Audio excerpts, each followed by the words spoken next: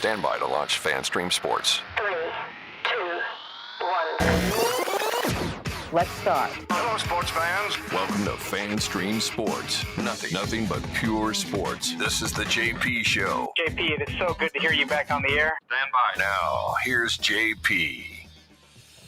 Welcome into a Friday edition of the JP Peterson Show as we roll into what should be a very interesting weekend as the Rays head down to take on the Marlins. Bucs still doing a little OTA action as well, and we'll have a couple interviews today with Levante David that we did at the Arians event over there the other day, and Vita Vea as well. Vita doesn't talk very often, so it's good to get him as well. So good morning to you, Tim Ham. How's things in the DFW? Good morning. Good morning. I took it on the chin last night, huh? Oh, you know what? I kind of expected that. They haven't played well in Winnipeg all season. They're going to come home Saturday night and wrap it up, though. It's not a big deal. Oh, really? You got that? You got that all pre-planned? It's in the script. Yeah, it's in the script. Okay. All right. I'm not worried at all about it. I knew they were going to lose last night. Okay. I watched it. That was an ass kicking, though. That wasn't just a loss. That was some serious it business. Wasn't. See, I disagree. I don't think it was an ass kicking. I just think it was. I didn't watch the game. No, I just saw the score. Yeah, I mean, you had a little bit of the highlights. That's about it. You had an empty netter in there, so to make it 4. Okay. And it was a good game. It was 0-0 for the majority of the game until about halfway through the second period. But it's actually a good game. Dallas did not display their dominance like they did here at the AAC, but we'll get them Saturday. Don't fret. We're good. It's a game 7? Your opted team. 6. Game 6? Okay. Yeah. All right. Yeah, it's 3-2 now. Series is 3-2. I need some game 7s. Man, I don't know if my heart can handle game 7s in playoff hockey, do that. Even when it's not my team, my heart just races. It's Nothing insane. better. I agree. Overtime. I love it. Overtime game 7.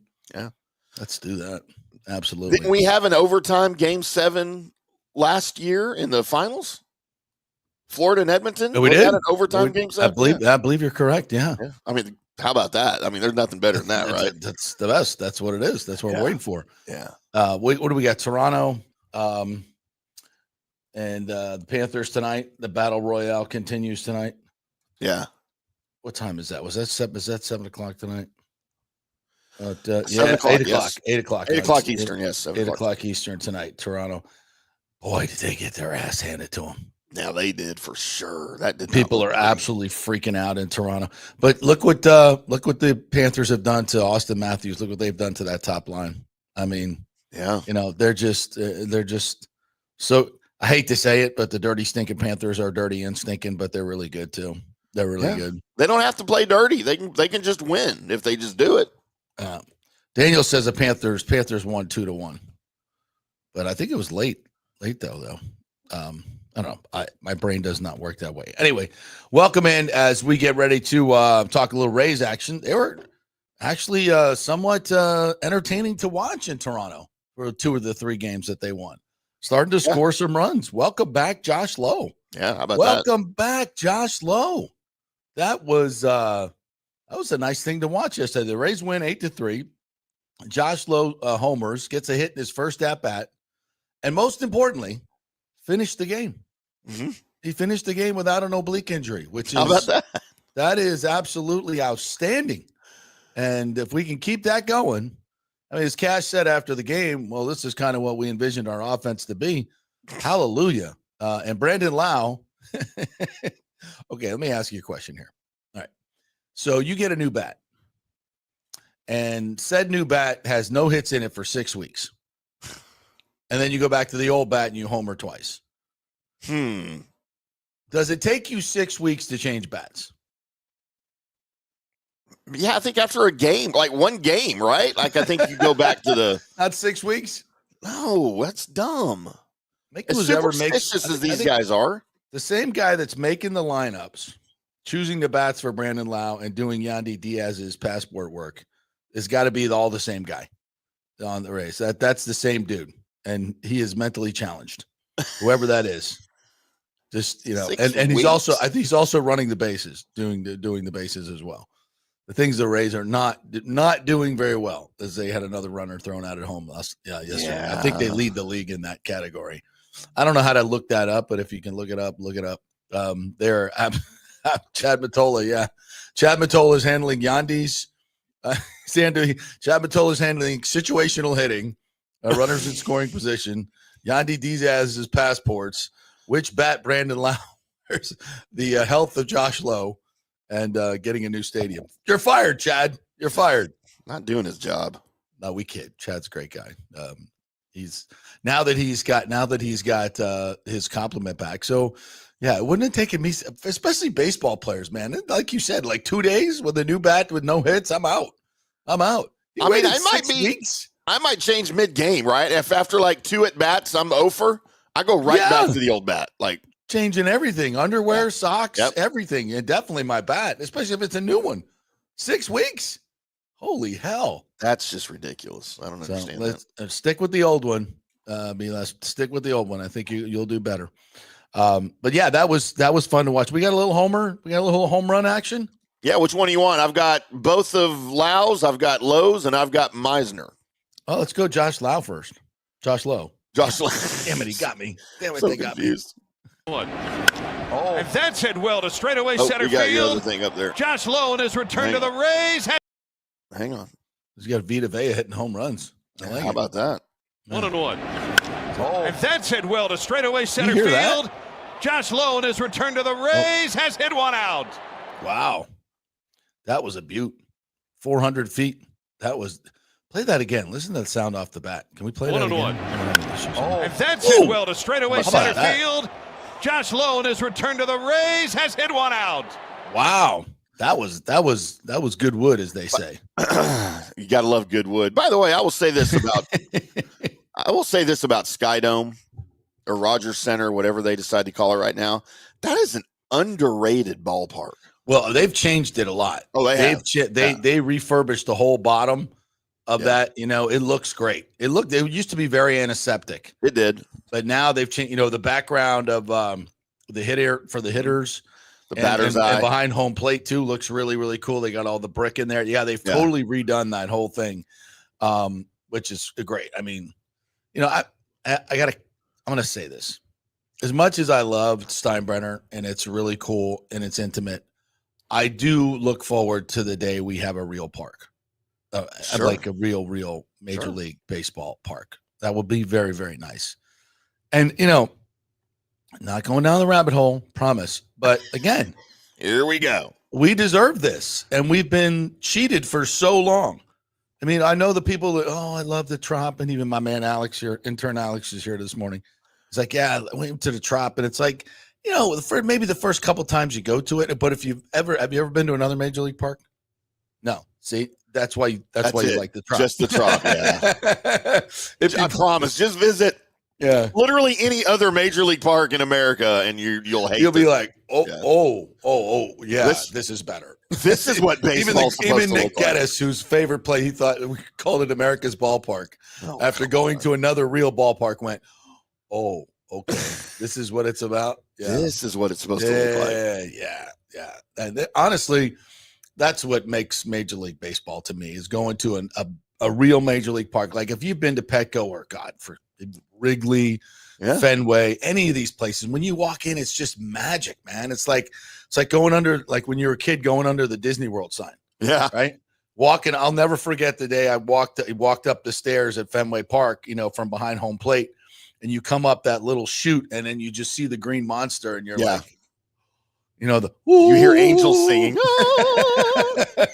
Absolutely. I mean, there's a reason I was with my Irish-born wife at the time, and she'd never been to a Major League Baseball game, and I'm like, oh my God, this is amazing. She's like, what? She's like, what are you talking about? What are you talking about? I'm like, this Fenway Park. Oh my God.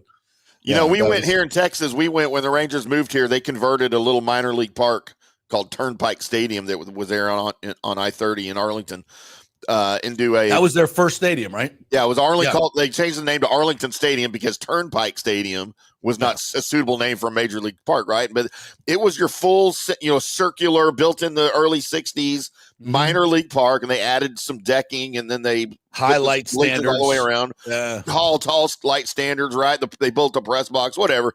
So then when they built the other park in 94, the ballpark in Arlington is what they named it. It was, the red brick, just the architecture was incredible. Like a lot of the parks they built in the early 90s, right? Was same as Jacobs Field. That was a gorgeous park. And there's a reason we named it the Temple. Here in the Dallas area, we called it the Temple. Yeah. We don't call the new ballpark the Temple. It's just Globe Life Field because it's got a roof. It's not the Temple, And it's got no character. The stadium's got no character. It doesn't. I love it with the roof open. Yeah. I mean, I love it when it's 100 degrees outside and we have 70-degree temperatures inside. I do love that because, trust me, I spent my whole life in outdoor ballparks here in the middle of summer in Texas. But, it's not the Temple because it's not outdoors and it's just not this beautiful piece of architecture, Yeah, but that stadium, I remember going to that stadium. You went for the All-Star game, right? When did I go for it? Maybe it was, yeah. Maybe it was for the All-Star game. 95. But one of the greatest stories of all time happened in that stadium. Which one? The Rookie. Oh, yeah, absolutely. Jim Morse. Yeah. That's a good movie. I gotta get him back on the show. That is still one of the greatest baseball stories that I don't think gets enough play. Yeah. I mean, I agree. That really, really happened. The movie's great, by the way. I thought they did a good job with the movie, too. Was that Dennis Quaid? It's Dennis Quaid, yeah. Yeah. Yep. They did a great job with that movie. I'll watch that movie 1,000 times. That's back when Disney knew how to do movies. Yeah, I forgot about Disney. Yeah. That was a Disney movie. Yeah, the best Disney movies are the ones that you don't know they're Disney movies. You can't tell. Yeah. And I covered that story when he was called up, the whole thing. They had the press conference at Tropicana Field, and Jim Morris. What a dude! I had him on the show a couple of years ago. Total off tangent. Here we go. And he got Parkinson's. Yeah, I heard that. Yeah, he got Parkinson's, and and then he was going to see an alternative. When he was on my show last, he was starting to see this alternative health medicine doctor, and it was having tremendous results. Oh, wow. So I hope he's still doing well because I think I saw he was still on the speaking. Yeah, we need to do that. The speaking circuit, but what a dude! Great motivational speaker. Great story, man. Great story. I mean, because that high school team. If you don't know the story, real quick. 36-year-old guy who played college baseball, blew out his shoulder at an early age, and then was coaching a small team of high school baseball kids in some small podunk town in Texas. And literally came out and it was 9 players, on the team, turned it in, and they turned it into a state champion. Mm-hmm. And he told the kids, he says, if you guys win the district or whatever state championship, he goes, I'll go try out. Cause he was in throwing batting practice to the kids. And they kept telling him to go try out. Yeah. He was throwing high 90s from the left side. Yeah. And I'm like, coach, you need to go try it. It's like, I'm not, you guys think I'm throwing fast. That's not major league. I know what major league, and that's not it. And then he I don't know if this part is true, but it made a great scene in the movie where he stopped by. There was one of those radar signs on the side of the highway, you're going too fast, and he got the balls out of his trunk. Yep. And he threw it towards the sign, and it went by the sign and it said 97. Yeah. And he threw another one. It was 98. He's like, holy crap, maybe I do got some gas here. And then went to a tryout, and the Rays, as cheap as they are, I'm like, yeah, we'll sign you guys. We'll sign you up. Sure, let's go. And the damn it if got called up against the Rangers, in Arlington. Yeah, and his whole family came up, because it was in Texas. Yep. Whole family came up, and oh man, what a great story, man! What a story. I'm getting chills just talking about it. It's amazing. Gosh, people that was a Disney movie, but no, that really, really happened in Arlington Stadium. Yeah, that was just an insane story. It's a true baseball story, just like Angels in the Outfield. Yeah. By the way, did you know there was an original Angels in the Outfield movie? An old black and white. Yeah. Yeah, I'd forgotten about that. Oh no, we lost JP. Where'd you go, JP? We just lost our host of the show, guys. How about that? Kevin Reeves, thank you for popping in here. Visiting a real major league ballpark is like visiting a cathedral. You are absolutely correct, man. That is 100% accurate as I try to fix my screen here. Let's go with that. JP's back maybe. Let's see if we got JP. JP, do we have you back? I'm back. Okay. I don't know what just happened there. I don't know. You were gone. I looked down. You weren't even in the room down there anymore. So I was like, we had a little internet hit earlier today. So I don't know. Maybe we just got another little hit or something. Could be. I was just getting to some comments here. I hadn't heard from Kevin, so he was talking about the real major league ballpark being like a cathedral, and that is spot on, man. Yeah, it's one of my bucket list things to just go to all the parks. Yeah. You know? But you got to great with that, but you got to have all the really money cool. in the world to do yeah, that. especially these days, for God's sakes. Yeah, I'd like to, but there's definitely a bunch that I haven't been to that I want to go to. Well, Chavez Ravine was my first one, Dodger Stadium, which was just fantastic. I Yeah, was just I talking agree. about that the other day. Chavez Ravine was, and the ballpark at Arlington, the first to Texas. I told you this when I was driving. Well, I think it was 7, 8 years old. We're driving from Hollywood, Florida to Las Vegas. Holy crap! My dad thought that would be a good idea, and we drove. And my dad was absolutely just like vacation. You know, he's Clark. Griswold. He is 100% Clark Griswold. He'd be like, all right, you got 3 minutes for bathroom time, and then we're back on the road. That's great. Who wants to see the world's largest ball of twine? Yes, and like it was that we were on schedule, but be like, all right, 6 o'clock, we're leaving. I got 14 hours of light to get to Amarillo, you know. So because he was an engineer, so it was like that. But I remember we driving down I-30, and I saw my first baseball stadium, Major League Baseball stadium, and it said home of the Texas Rangers. I was immediately that was my American League team, the Rangers. There you go. Yeah, that was my team, just for no other reason than that. No other reason than that. I just became a Texas Rangers fan. The old team with the Jim Sundberg teams back in the day. Oh my gosh, dude! Yeah, Nolan Ryan. Trying to get a picture of it here for you. The old ballpark. Yeah. As we talk about the greatest stadiums, we've been to Wrigley, I was at Old Yankee Stadium. I was at Old Yankee Stadium for the George Bush World Series first pitch. That was we talked about that recently. Yeah, that was an was experience. Man. What other ones have I been to? The Astros Park is amazing. Minute Maid Park. That's a great park. That is a great park. It is, and they patterned the Rangers' new Globe Life Field kind of after that. They don't have the stupid train in left field, but stupid it's almost train. inside. Bite your tongue. Stupid train. Give me some. Why you say stupid? Like because it's the Astros. Okay, well there you go. Yeah. Here's our old Arlington Stadium right here. Oh wow! Look at that. That is so. With Six Flags in the background. Yeah.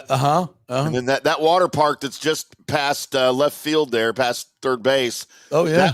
So this is probably from the early 70s because it was added onto. It had an upper deck. You can see they're doing construction on it right here. Add more bleachers, but that water park was gone. They built like a 20-story hotel that's still there. People would rent rooms at the top floors of the hotel because you could watch the game and you could hear it. Just like Skydome. Just like Skydome, yeah. But not quite. Yeah, look at that.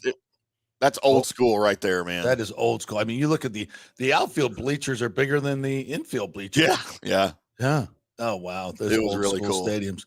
Yeah, and now, they probably built that for like $800,000, Oh, now we got to sure. do $1.3 billion stadiums. Crazy. That's insane. Absolutely nuts. You wonder why the Bulls are building their stadium for like $400 million, and it's going to be beautiful. Absolutely incredibly beautiful. Yeah. So I wonder why you got a $1.5 to $2 billion, $5 billion for SoFi Stadium because it's a bragging thing, man. Hey, our stadium costs Jerry Jones. Our stadium costs $2 billion, and then in New York they built MetLife. Oh yeah, well our stadium costs $3 billion. Mm-hmm. So, I mean, it's just it's a brag. Who's got the bigger D? I know. The owners do. Absolutely. All right. So that was Josh Lowe. What else we got? We got a Cameron Meisner with the first home run in a month. Yeah, exactly. Here we go. Come on, Rook. And that's hit well to right. And Cameron Meisner joins the home run parade. Yes, he does. I didn't miss that one. Yeah, that was a good one.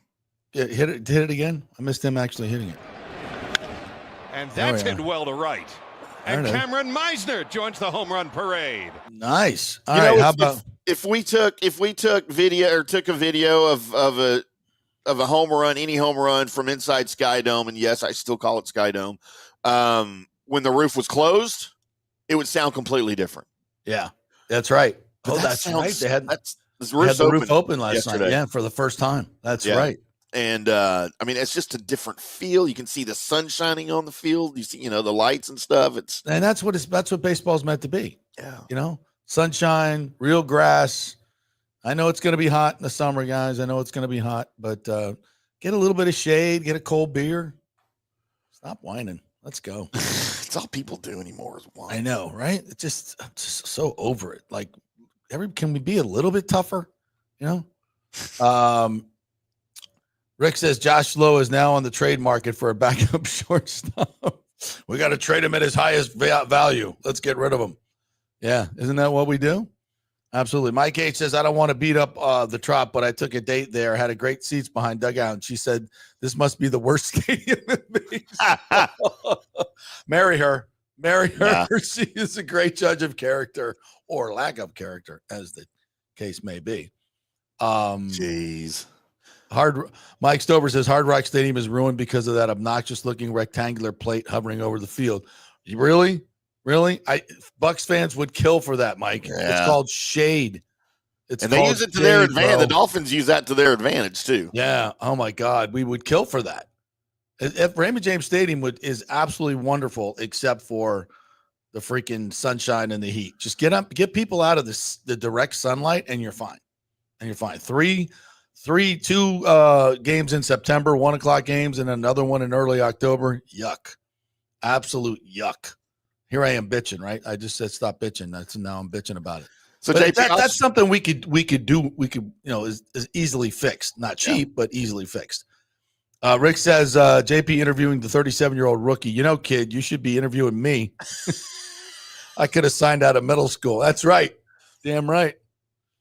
I'm going to brag a little. I was an all-pro at every sport in elementary school. Yeah.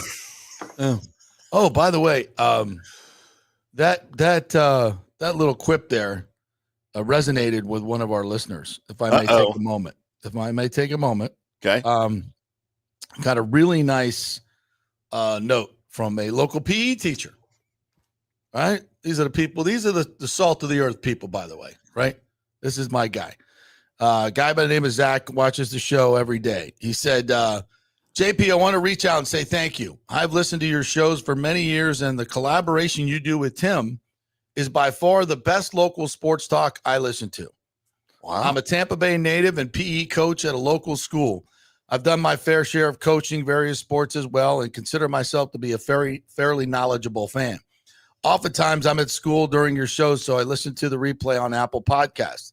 The humor you add to the troubles of the Rays, college football dilemmas, and all sorts of things is outstanding. Anyways, just wanted to reach out and say thank you. As an elementary PE coach, the bit about you being an all-star at dodgeball and capture the flag was out of this world. Unfortunately, nowadays, we can't even play dodgeball because kids are too soft. Yeah. Oh, my Lord. You are spot on about the local teams like the Lightning, Bucs, and even USF involved in the area youth. All of them have either come or given back to my school. Thank you again, Zach. So there you go, man. I told Zach to send me his address. I'm going to send him heck yeah, a Stream Sports t-shirt. And I told him, I said, you made my day, first of all, and just getting notes like that from people, a PE teacher that's lived here all his life and is a big sports fan. I mean, these are literally my favorite people in the world. Salt of the earth, hardworking people, and if we're resonating with those folks, we're doing something right. So it gives me a lot of motivation to keep doing what we're doing. Some days it ain't so fun. But most days it is. Most days it's great. So, and that's why we do it. Yeah. It's for people like that. No, it's for the money, Tim. Clearly. I mean, clearly I'm doing it the wrong way then. It's all for the money, as we have said. Well, good. Guys, Larry says, I know what address. You send me his address. I'll ship him a hat too. I'll get him a hat. Okay, cool. Perfect. Kenneth Miller says, I know what happened to the feed. Stu Sternberg tried to 86 JP. Did you see that story? That he tried to 86 you? No, former FBI director. Oh, James Comey, former FBI director. Did see that one. Doing 86-47 in seashells and putting it up on the, like, are you effing kidding me? I saw that this morning. Are you kidding me? Like, this is what it's come to? This is what it's come to. And I'm afraid the more success Trump has for America, not right or left, for America, the more hated he's going to be by a certain segment of people, like James Comey, part of the globalist cabal that want to ruin this country and did a hell of a job for a long time. Yeah. Hopefully Trump can fix it, but I don't know. It's pretty deep. We'll see. But I think he's doing a great job. And, nobody likes the methods, or a lot of people don't like the methods at times, including myself. But I don't worry about that. Just get it done. Just fix the stuff that needs to be fixed. And but how do you, as a former FBI director, you don't think, if you didn't know the FBI was completely corrupt under James Comey and Christopher Wray and those guys, well, now you know. Now you know. I mean, look at that. A sitting president, like literally going on social media and putting that out there to 86, which means kill and murder, by the way. Yeah. For those of you that didn't work in restaurants. Yeah. I always wonder where that came from. Like I'm always fascinated from the TV show. No, actually, this I read today was much more, I think, accurate. Is that a grave is 8 feet long and 6 feet deep? Yeah, makes sense. If you dig a grave, it's 8 feet long, 6 feet deep. So that's where 86 came from. You 86 somebody. Huh? I mean, that makes sense. Yeah. So that's you putting that out there on the president. That just wow. I hope he's held accountable, but I doubt that he will be. Mike Stover says, what I liked about Wrigley is they have pop-up bars. I like everything about Wrigley Field. I like everything about Wrigley Field. The fact that you get off a train in Wrigleyville and there's bars everywhere. You walk in and out of the bars. The bars have batting cages, for God's sakes, which is just freaking awesome. And it's just so old school. It's not nice. There's a couple nice places, but most of them are dive bars, which is exactly what you want in Wrigley Field. And you go into this beautiful cathedral. Everything is like walking into a museum, and they've redone it so nicely. Like it's a really clean and nice museum. Everywhere it's just so perfect. The whole damn thing is so perfect, and great to see the Cubs doing well. No, absolutely, way better than that piece of crap they got down south. Yeah, wow, right? Oof. If the Pope's Pope ought to be a Cubs fan. That's all I'm saying. Should be, yeah. Cody says, "Where's Johnny DeLuca?" Who cares? Who cares? Replaced. That's where Johnny DeLuca is, replaced by Chandler Simpson, and he ain't going back. B said, I picked Brian Gerard last week, been following his career for years. Speaking of the PGA Championship, he played. That was a hell of a first round for him. He bogeyed 17 and 18 coming in, though. Could have been 2 shots clear. You got an update this morning? Johnny Vegas at 6 under through 4 here for round 2. And Gerard is still at 500. He doesn't tee off till 126. Mm-hmm. He's a local kid, right? Yeah, he's from North Carolina, I believe so. Yeah, Cam Davis at 4 under. My buddy Max Homa at 4 under, along with Colin Moore, a coward, and about 20 other guys all at 4 under. So we're going to get to the PGA Championship. There's a little debate going on, like if they should allow these guys to lift clean and place their golf balls. And if you don't do that, you get a bunch of no names at the top of the leaderboard because it's basically random. Yeah. And I never really thought about it that way, but I think that's right. You want the best of the best, especially in a major. You want the cream to rise to the top.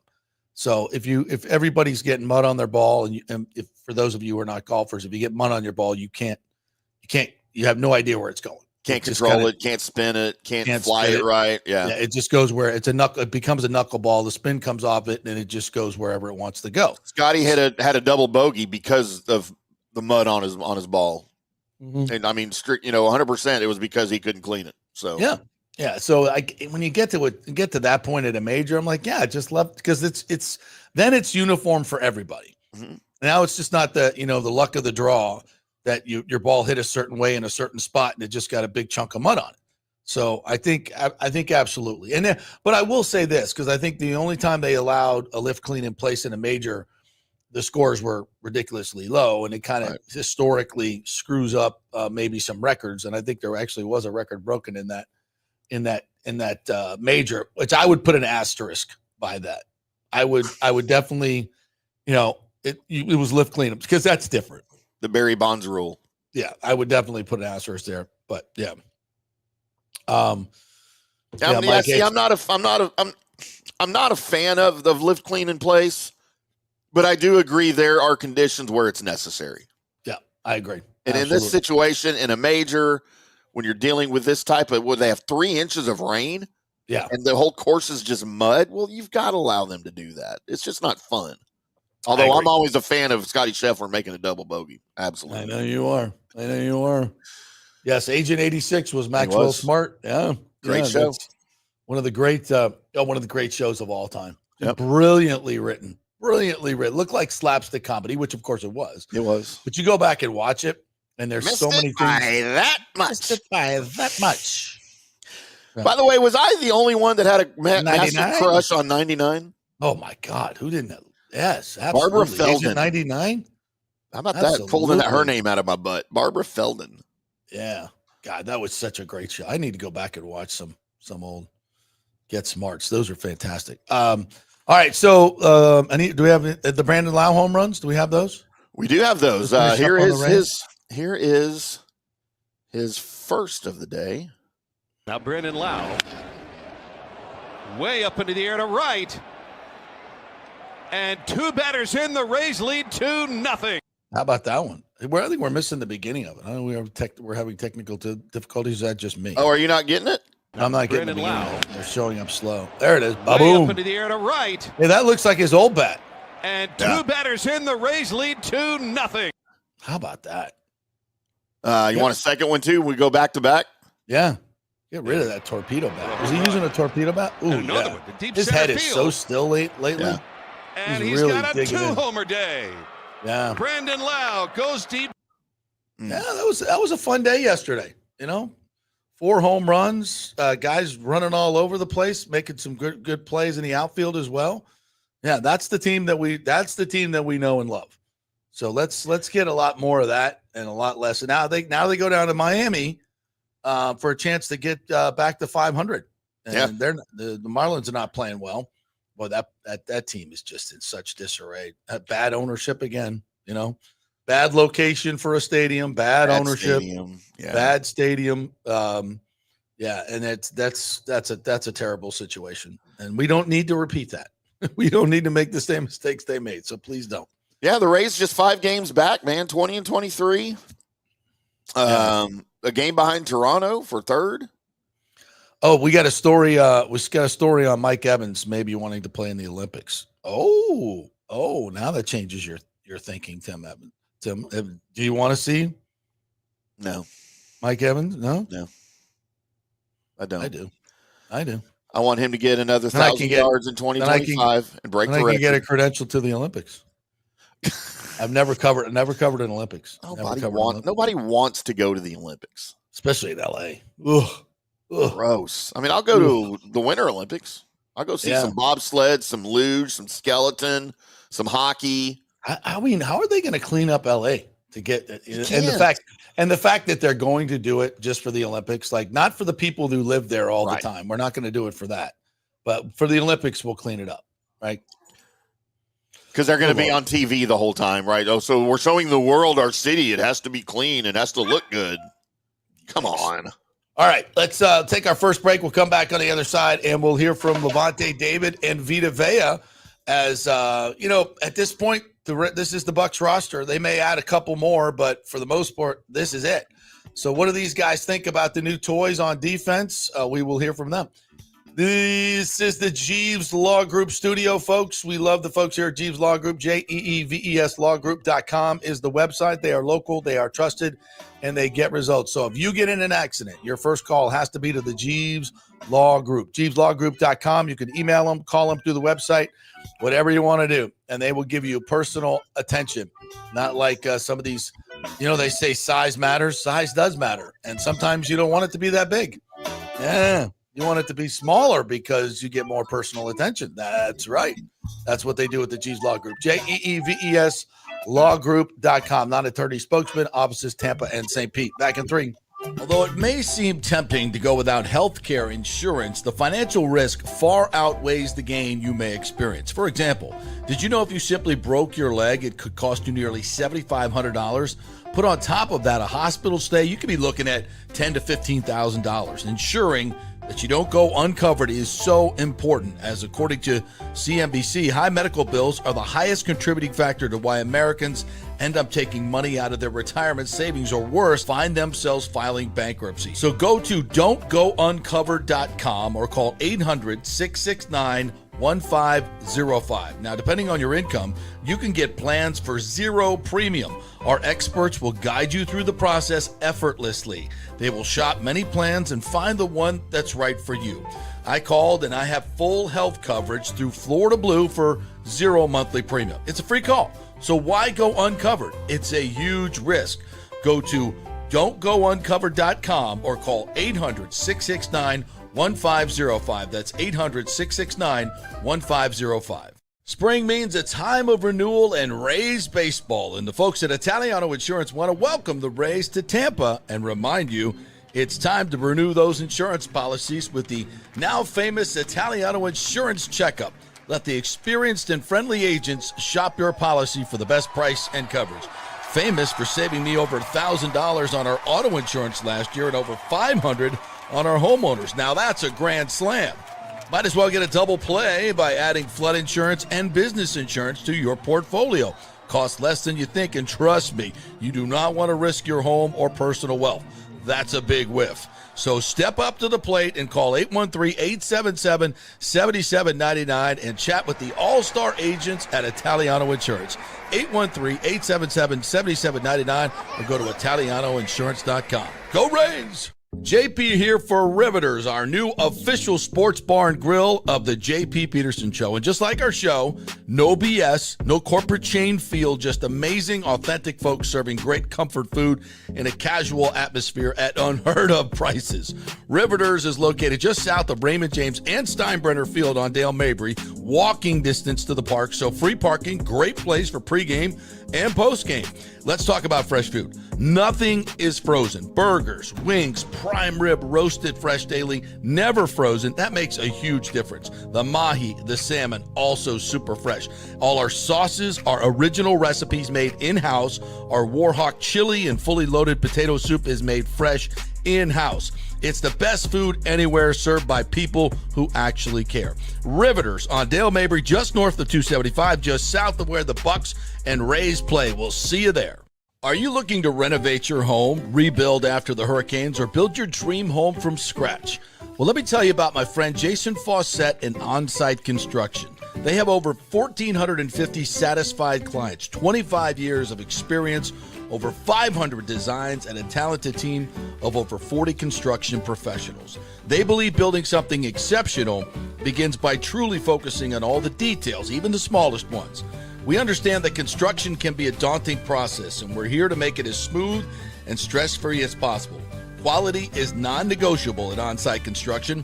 We use the finest materials, employ the most skilled tradespeople, and adhere to the highest industry standards to deliver a product we're proud of and that you're going to love. Our project management is meticulous with a focus on completing projects on time and on budget. Your happiness is our primary driver. So give us a call at 813-579-5789 or check out our incredible website at onsiteconstructionfl.com. Let's go. Right now, back to the show on FanStream Sports. All right, welcome back to the JP Peterson Show, brought to you by the great folks at Italiano Insurance. Make sure you have your business insurance. If you started a side hustle back in COVID or whatever, and you're starting to make some money and you're running that business, you got to have business insurance. It's not that expensive, but you need to have it just in case somebody sues you, because, you know, people do that. They really do. So go get it from Italiano Insurance. You can also let them shop your homeowners insurance. They have new companies coming into the state all the time trying to get more business, so they might be able to find you a lower rate. And they will also make sure that you're fully insured, that you have your flood insurance and everything you need, which is even more important. So give them a call and do that insurance checkup at italianoinsurance.com. Great local company. We love them over there. Longtime supporters of the JP Peterson Show, and we really, really appreciate it. Right down the street from the studio, right? That's right. You are correct. Yeah. Good walk there from here. Christopher Cole says, been a Cubs fan nearly 40 years and never been to Wrigley Field. Whoa, Christopher. Dude, as big a sports fan as you are, like you do not want to regret that. As you're lying on your deathbed, you do not want to regret that. Just go get on the Spirit website, get your $50 ticket to Chicago. I don't know where the hell you're going to stay. Man, we were looking at hotels in Chicago. Like the Hampton Inn's like $700 a night in Chicago. Any weekend you pick in the summer, I don't know what the hell's going on. Like that's crazy. I mean, good thing my son lives there. That's insane. Yeah. We'll be on the couch. Mike H says, as bad as the Rays have been, only 24% into the season, 5 games back. That's true. But it doesn't strike me as a team that's really going to do anything this year. And I think, they'll go through hot. It's very similar to last year's team. They're just going to hover around 500 most of the year. I mean, listen, if Josh Lowe and Brandon Lowe can get it going with any consistency, they got a chance. But when has that ever happened? When has those two guys really gotten going from any long extended period of time? One of them will get hurt. And just you take one bat out of this lineup, it's so full of holes that they can pitch around it, and it's pretty easy. So that's why situational hitting becomes tough.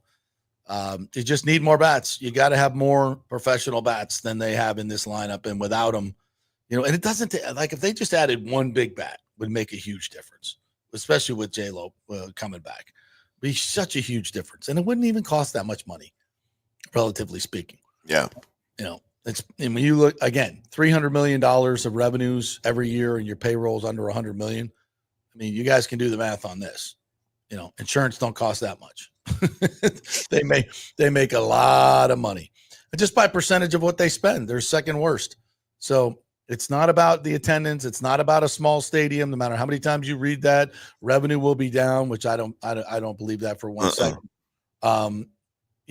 No, they've got plenty of money. They got plenty of money. They just don't want to spend it, sadly. And the Cubs have been in that, space for a long, long time, but they've recently done a hell of a lot better, right? So, now they got our boy Kyle up smoking the ball. And are the Cubs still in first? I haven't checked the standings in a while. Let's see what the Cubbies are doing. National League. Cubbies are in first place, a game ahead of the Cards, 4 games ahead of the Brewers. Yeah, what's their record? 25-19. 25-19.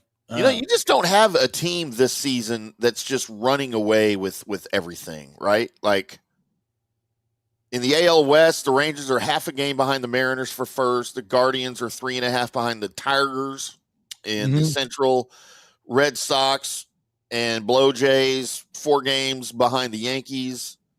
2.5 game lead, the Mets over the Phillies. A 1 game lead, Cubs over Cardinals, and a 1 game lead, Dodgers over Padres. We've got some tight division races here in baseball in all the divisions. It's great. That's good. That's early. It's early. That's May 16th, but I mean, usually you've got a team somewhere in Major League Baseball that would be like 32-9 or something at this point, that was really good.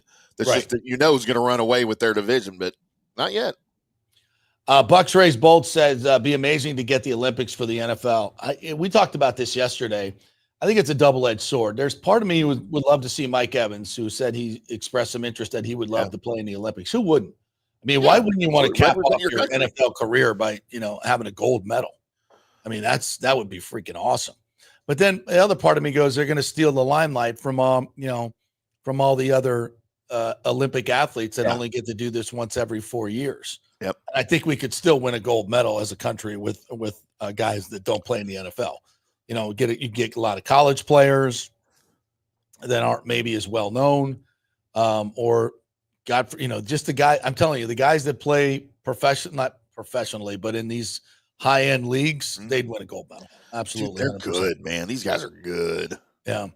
But then And again, the gals are too. The girls are on their flag football. Those girls are athletes, man. Yeah. Now, like, how bad is the American ladies team going to squash all these other teams around the world in flag football? They're going to smoke them. Mm-hmm. Come on, ladies. I'd be happy to see it too. So if Mike Evans goes to the Olympics, then I guess we can get a credential to go to the Olympics and cover it. I'll be all over that. That'd be fun. Super fun. Who else would play for the Baker? Would be a great flag football quarterback. Look what he did in the Pro Bowl games, right? They did the flag football thing in the Pro Bowl, and he was the quarterback and lit everybody up. I know. He would be great. Well, if we get Baker and Evans. Mike Evans, yeah. You know who else would be great? Tez. I was going to say, get Tez out there. Nobody's going to catch him. You know better. Tyreek Hill. Oh my God. That would be fun. I don't know. I think I'd love it. Maybe if you do it at the end of the games or maybe at the beginning of the games. So they come in, they win their gold medal, and then they're kind of gone, and then leave the spotlight for the rest of the. Right. I think that would work well. Get a little big bang at the front, and then let the swimmers and the track stars and everybody else kind of have their day. Do people watch that? What? Swimming and track in the Olympics? Yeah. Oh God, yes. Really? By the tens of millions. Just out. You don't like watching track in the Olympics? No, I don't like watching track anywhere. You don't want to watch the 100-yard dash? No, or swimming. I don't want to see people swimming. I don't care. Wow. I don't like the Summer Olympics. I think it's a joke. All the games are a huge joke. Oh my God. I just don't get it. Absolutely love it. Like I said, I love Winter Olympics. I mean, except for sandpit volleyball. Isn't that still a Olympic sport? I mean, I'll watch the women's. It's called beach volleyball, actually. It's not sand volleyball at beach. Okay, I'll watch beach volleyball. I'll watch the women's beach volleyball. Yeah. No, that's an Olympic sport. That's an Olympic sport. Okay, well, one of the best. But one of the best. Absolutely. Wake me up when the Winter Olympics start. You don't like gymnastics? No. Simone Biles doing all that flipping?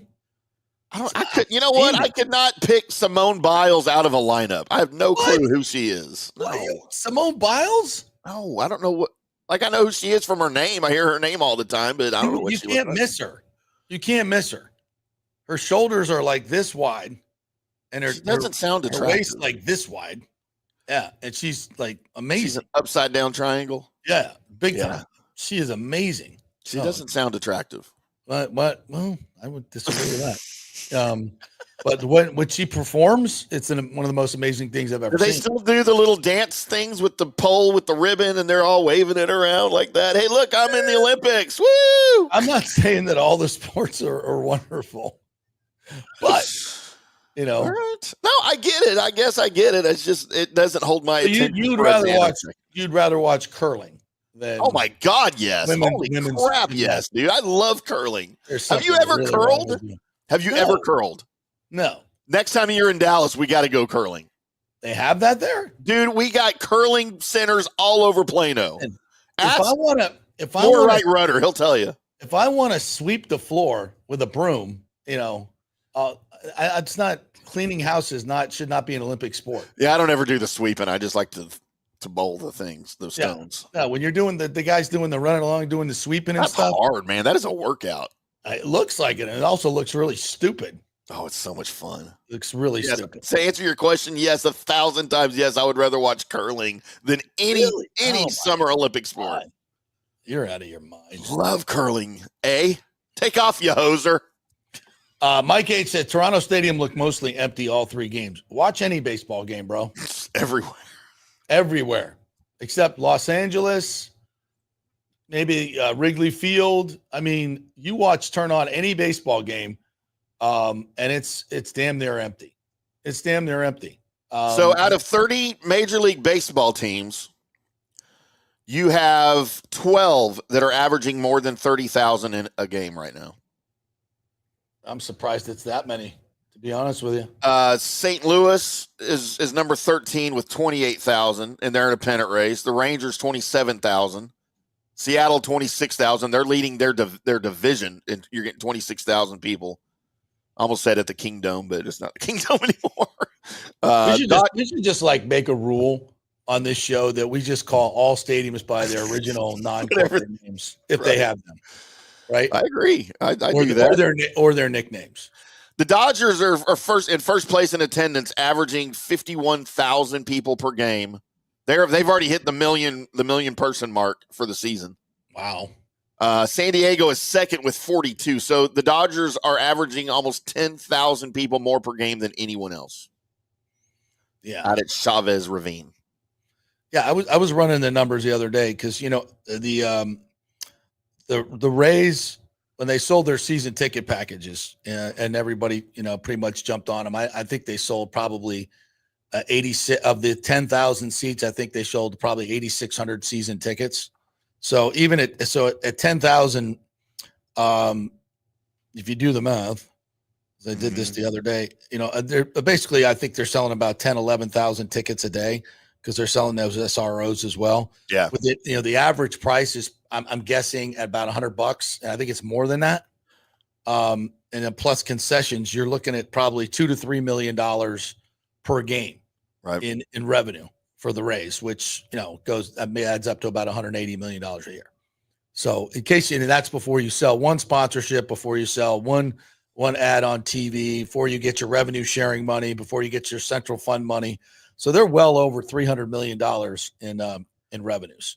So the Rays are last, obviously, because of where they're playing at 10,000 per game. The Athletics, also in a so-called minor league ballpark, 10,000 per game.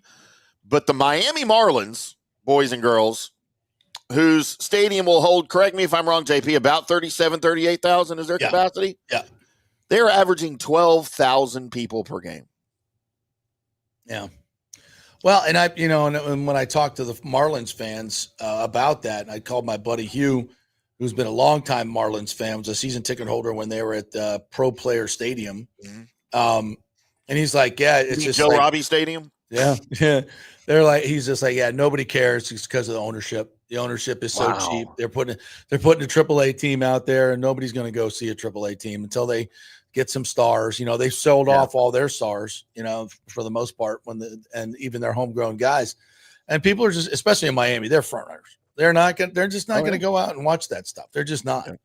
And so they're going to have to invest in order to get the crowd.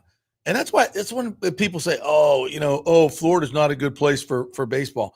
Look at how bad the Marlins have been run, and look how bad the Rays have been run. Look at the two owners that we've had. Look at the stadium we've had. Look at the stadium placement we have. It's all horribly wrong. And both franchises have done it so terrible. The Marlins played in a grotesque, refabbed football stadium for the first years. 15, 20 years. And then they put their park in a terrible location. And then where the Orange Bowl was, right? Isn't that the same site where the Orange Bowl was? Yeah. Yeah. And it's not, it's not a downtown location. There's nothing around it.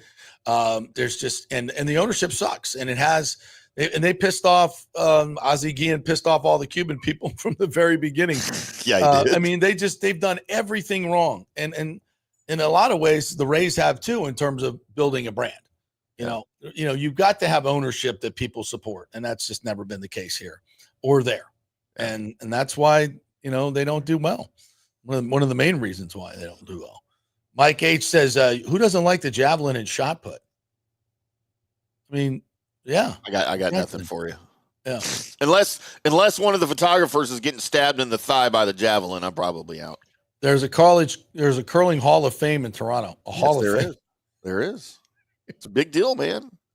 I bet you it gets as much attendance as the Hockey Hall of Fame in Toronto does. I doubt that. In any sport where you can hold a beer while you do it should not be an Olympic sport. Oh, it should be. See?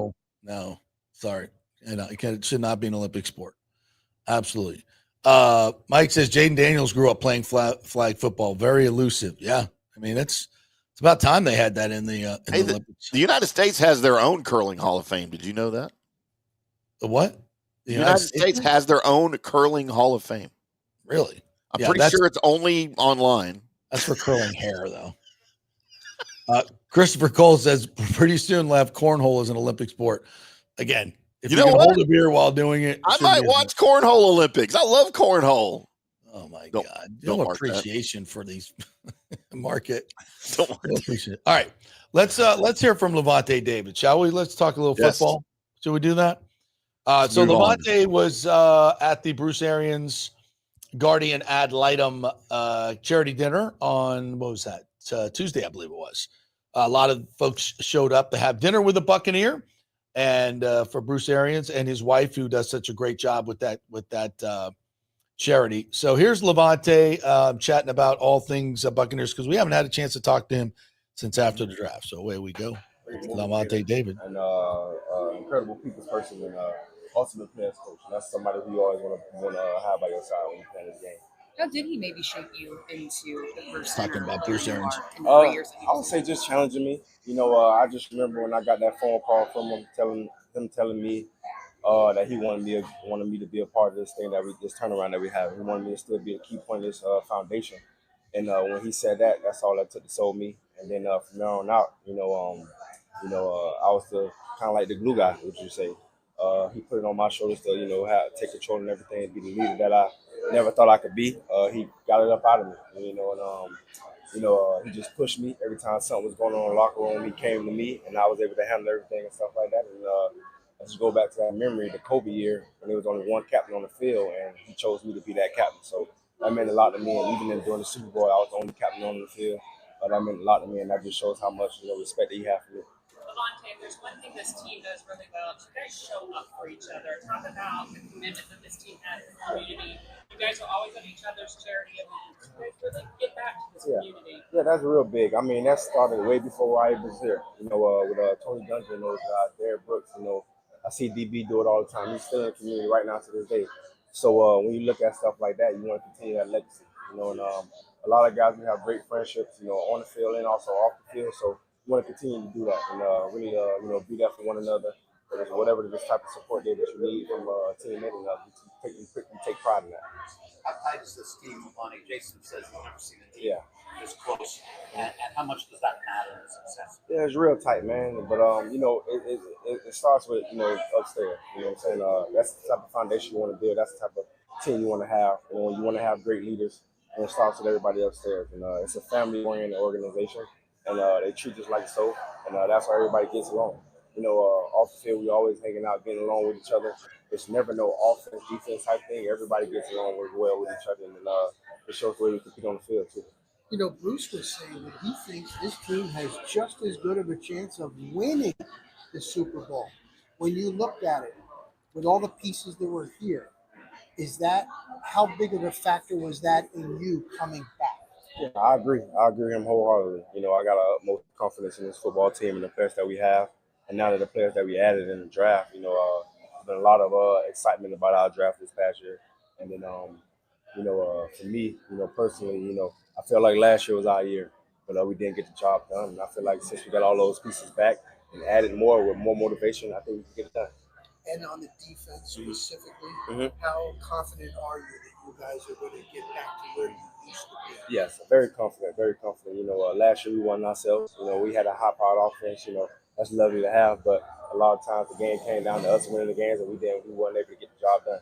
So, we're taking it amongst ourselves to get the job done this year. We got a lot of confidence. A lot of young guys are not older guys.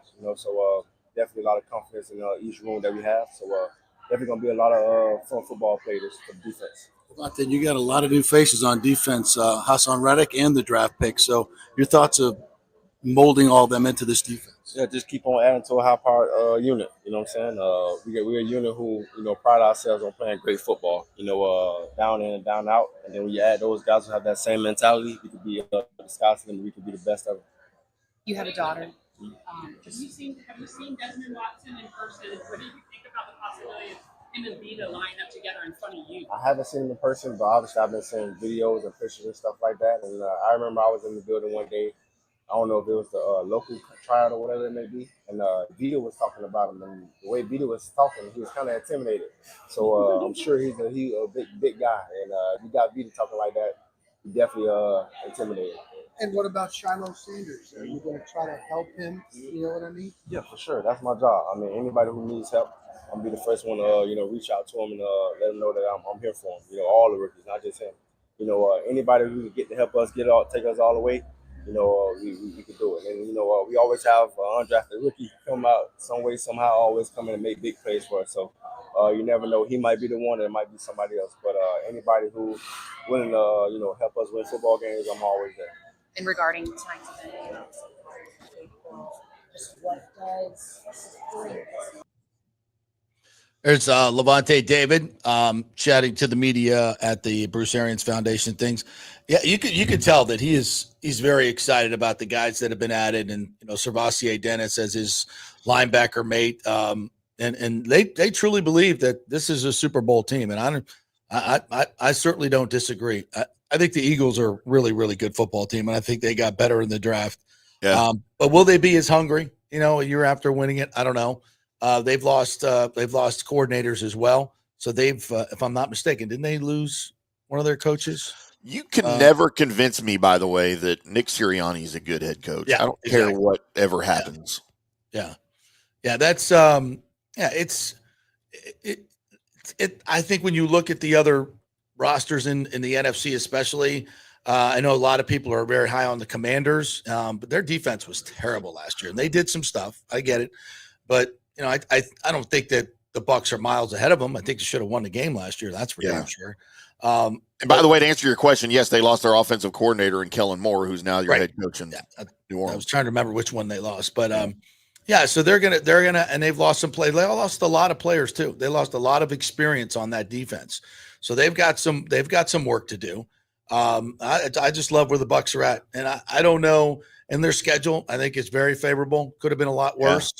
I say, I think 12 is the magic number, and I think that'll win the division by a mile.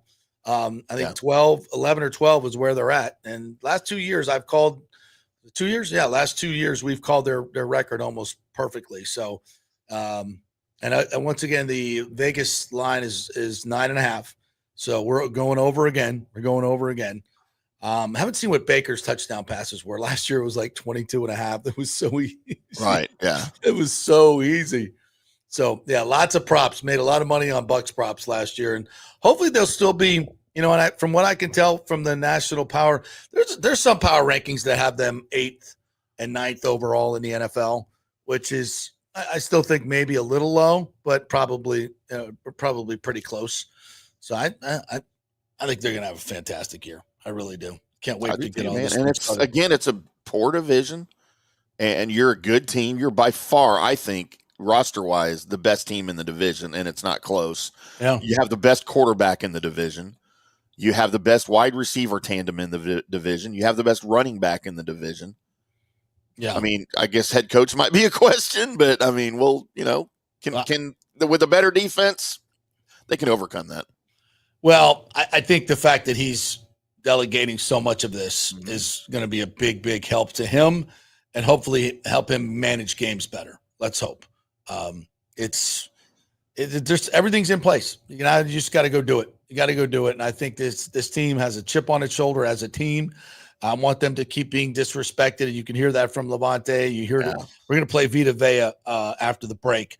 So I think they're in a good mind space now. Obviously, injuries are a huge, huge part of this. I don't know how good of a play caller Grizzard is going to be. That's a big mystery. But I don't think play calling is important. There's no question about it. But what's more important? Continuity. And having Baker Mayfield as your quarterback, same receivers, same offensive line. Bruce Arians talked about this yesterday. We did that when we ran our one-on-one with Bruce.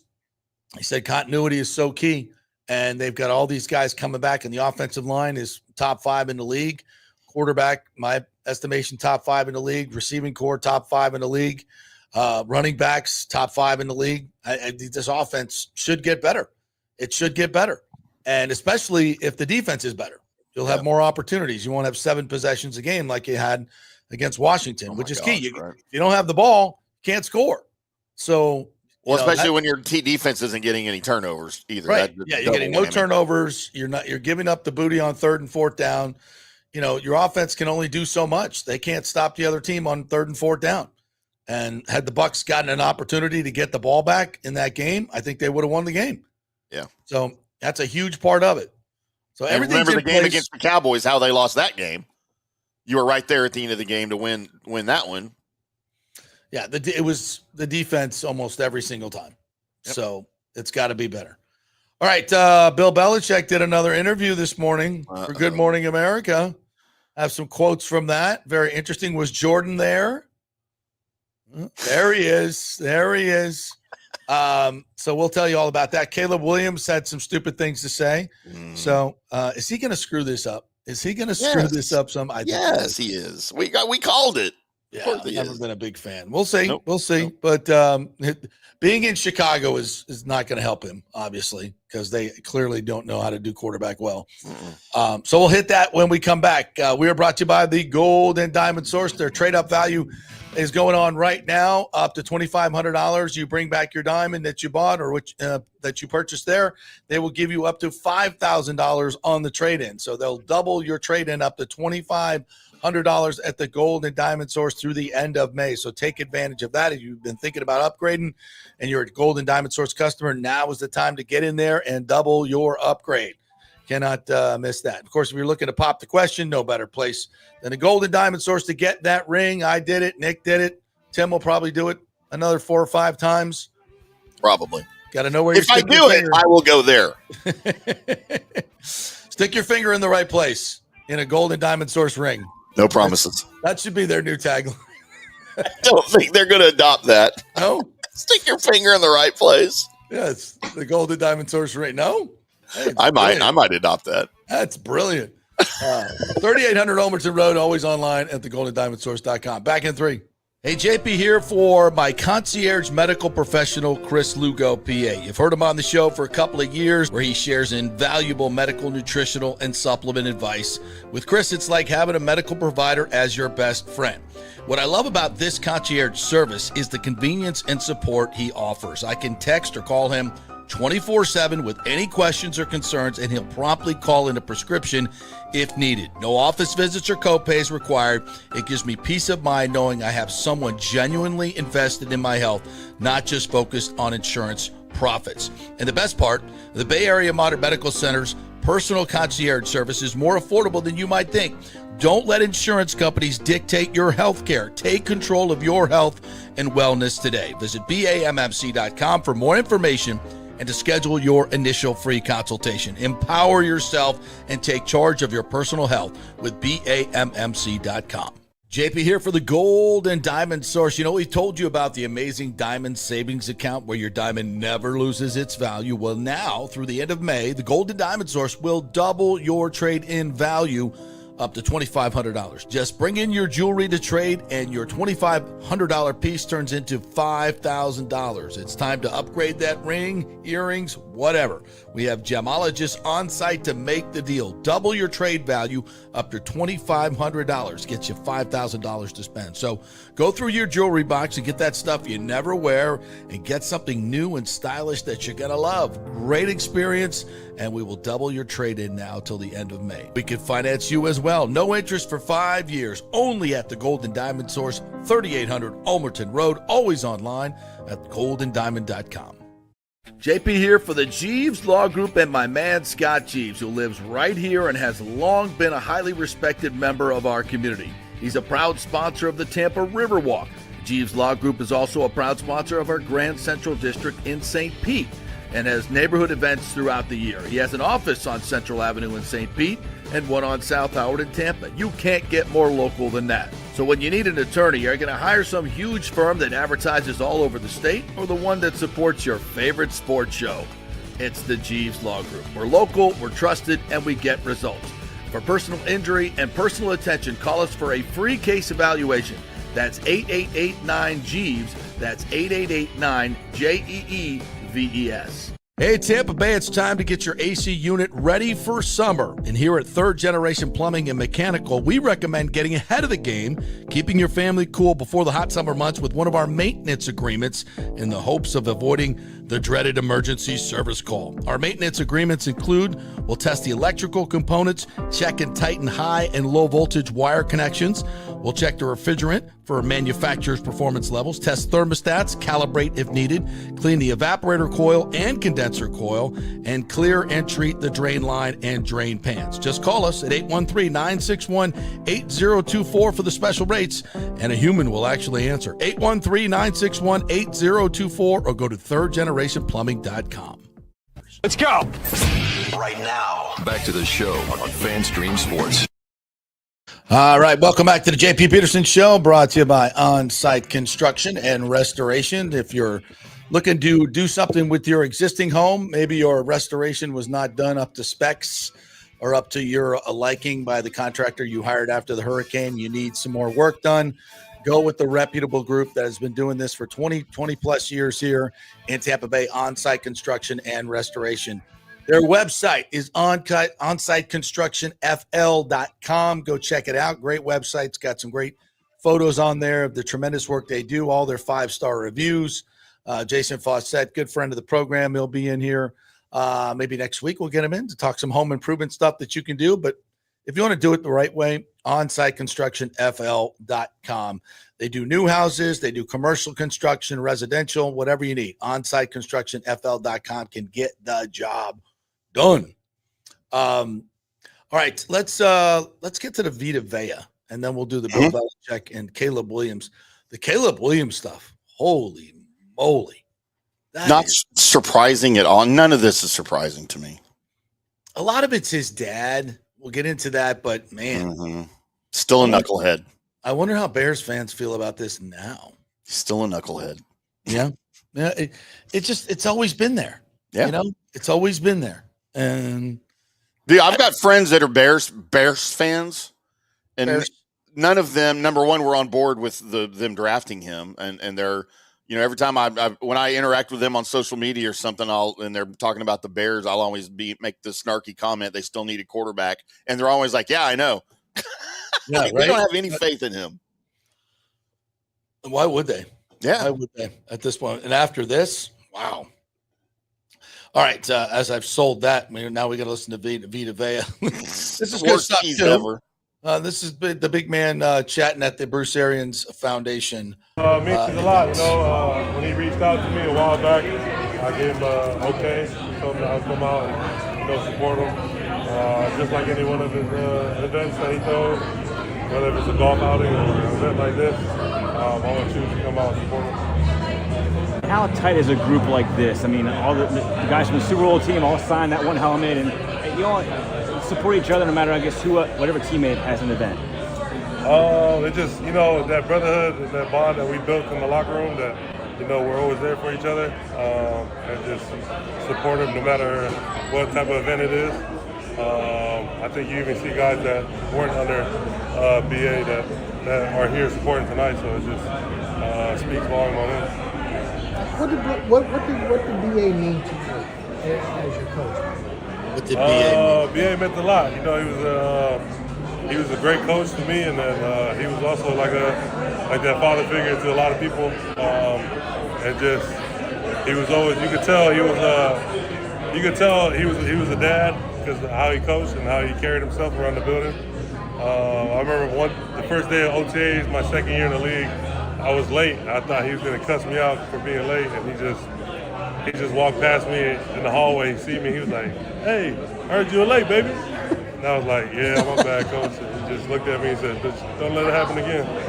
And that was that. We just built our relationship off of that, and just flourished. You know, everybody that's in that locker room says that this current team is as close as any team. Do you feel that way, Vita? Yeah, I do. I think each position group obviously has their own, you know, bond within each position group, and I think it also carries together without the whole team, especially with the defense on one side and the offense. Even you see me, I hang out with a lot of the offensive guys. You know, we go golf together and stuff like that. So I think that statement has some truth to it.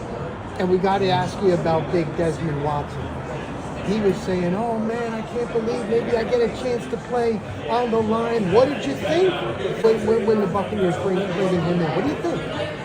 It's amazing what Des could do. You put the tape on, you see what he did over there with the Gators, and you know, he did some good things. So it's amazing what he could do, and just look forward to playing with him. You're going to help him out in any way you can? Yeah, for sure. What kind of bounce back you're looking for from the defense this year? The type of bounce back I'm looking back, just looking for us to go out there and just have fun and have a good time. This team scores a lot of points. Yeah. So you want to back them up, right? Yeah, for sure. I don't think Vita took kind to that. Doesn't sound like it. No, that doesn't sound like it at all. I think he was like bounce back. That was Ira asked you. He's right though. Defense wasn't good last year. I mean, there's some metrics you look at there, okay, but pass defense, third down, not getting off the field, it's not good enough. Lack of turnovers. Yeah. Not if you're going to win a championship. That defense was good enough to win the NFC South. Not good enough to win a playoff game, and it wasn't good enough to win a championship. It's got to be better.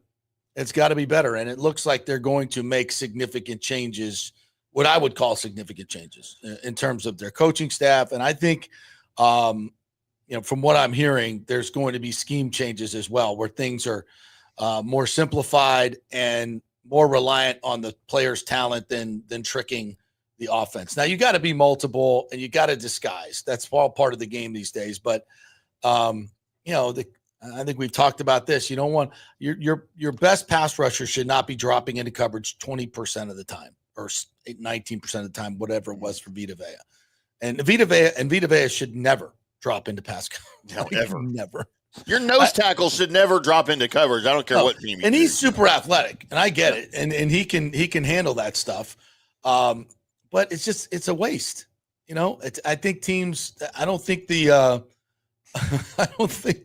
way you look at this defense, you say, oh, it's a dominating defense. No, it's not, and it needs to be, and it needs to take the ball away. Absolutely. JP, I have a sports challenge for you. Okay. Next time you are in the same room with Vita Vea, I would like you to pull the phone out as you would do as if you're interviewing him, right? Like you just were doing. Mm-hmm. And then I would like you, when you address him, I would like you to call him by his full name to see his reaction. I don't even know what it is, and I search how can't. I just put it on the screen.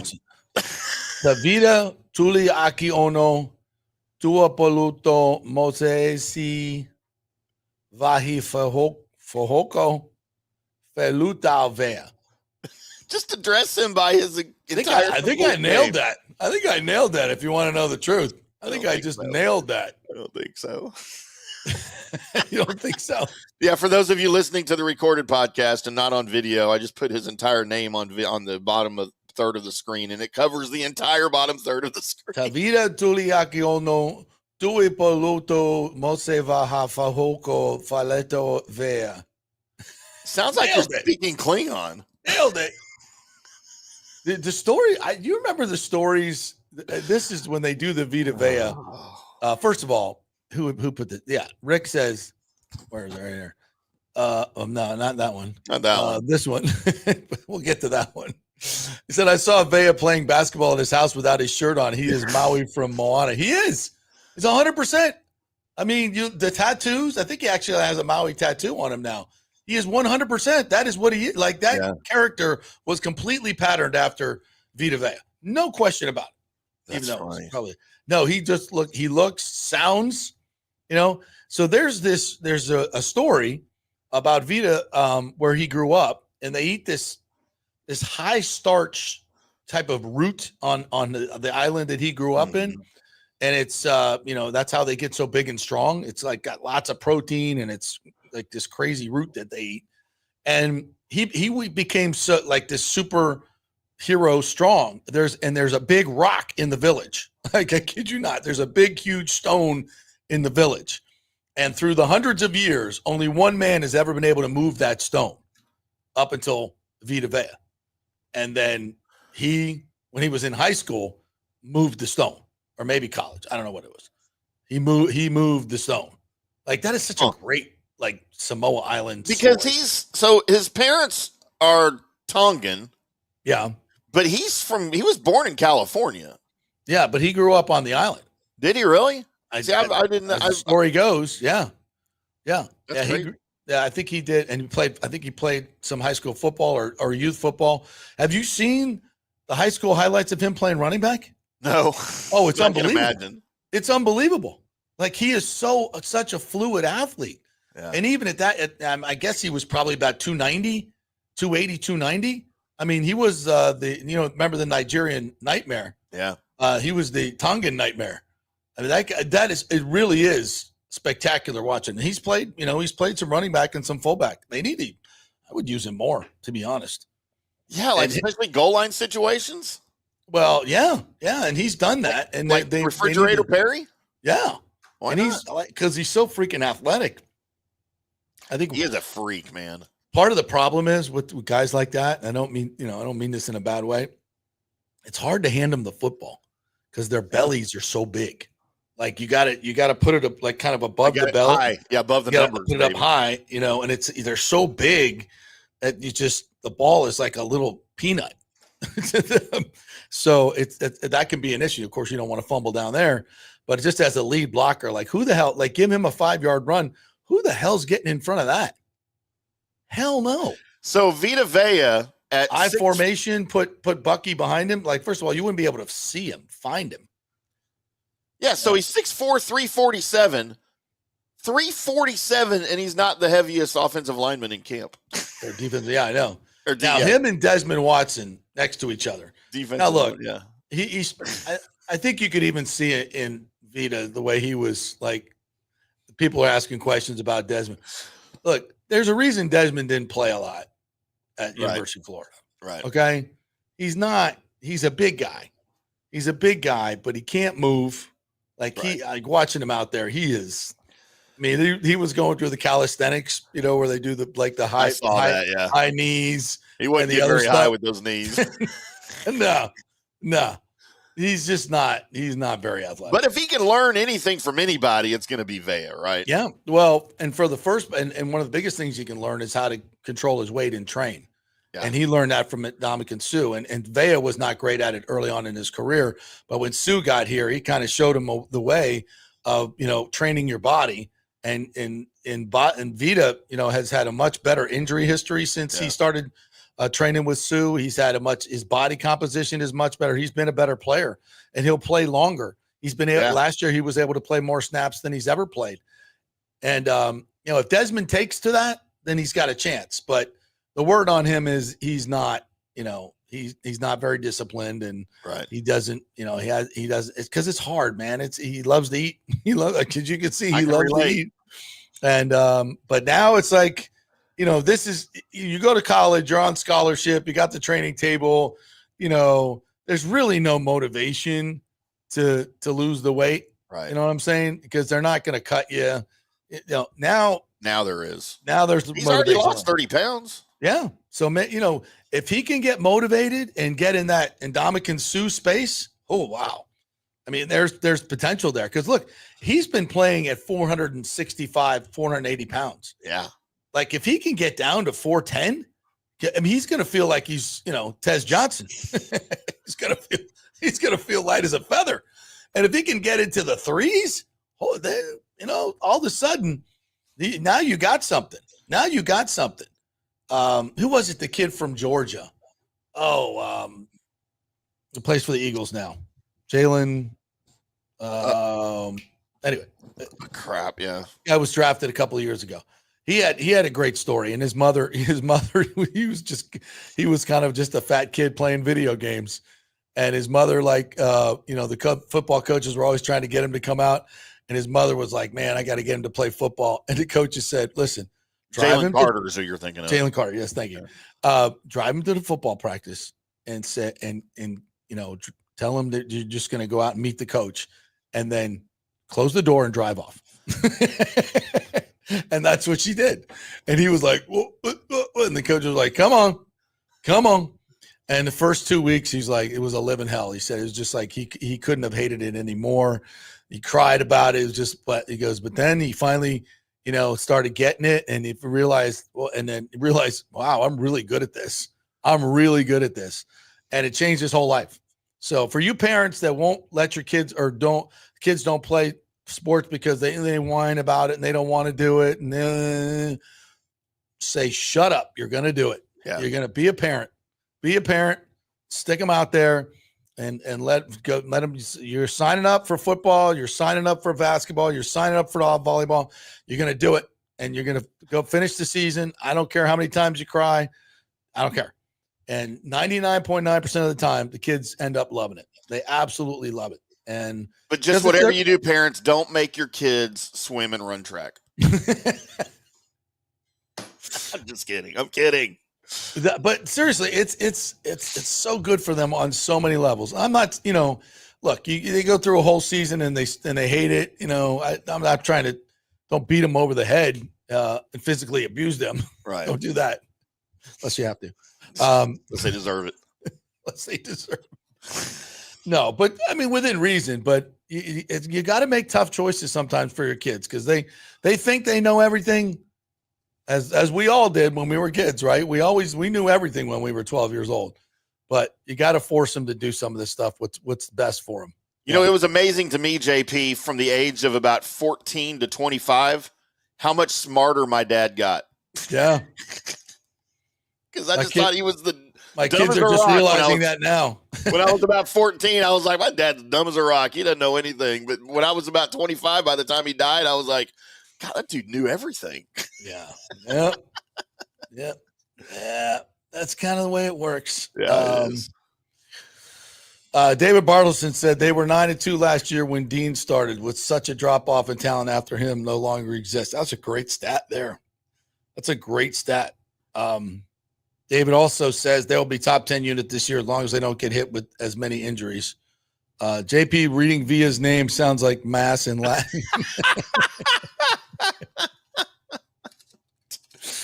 James is being a curmudgeon today. Rock Riley questions annoying. Jeez. We love Rock Riley. He does have that sing song though. He does have that sing song.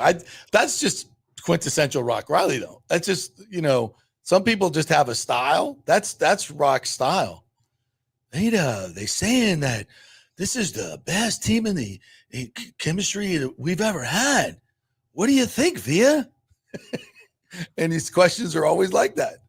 That's Rock. That's the Rock. That's pretty funny. You love it. Yeah, come on now. That's his trademark.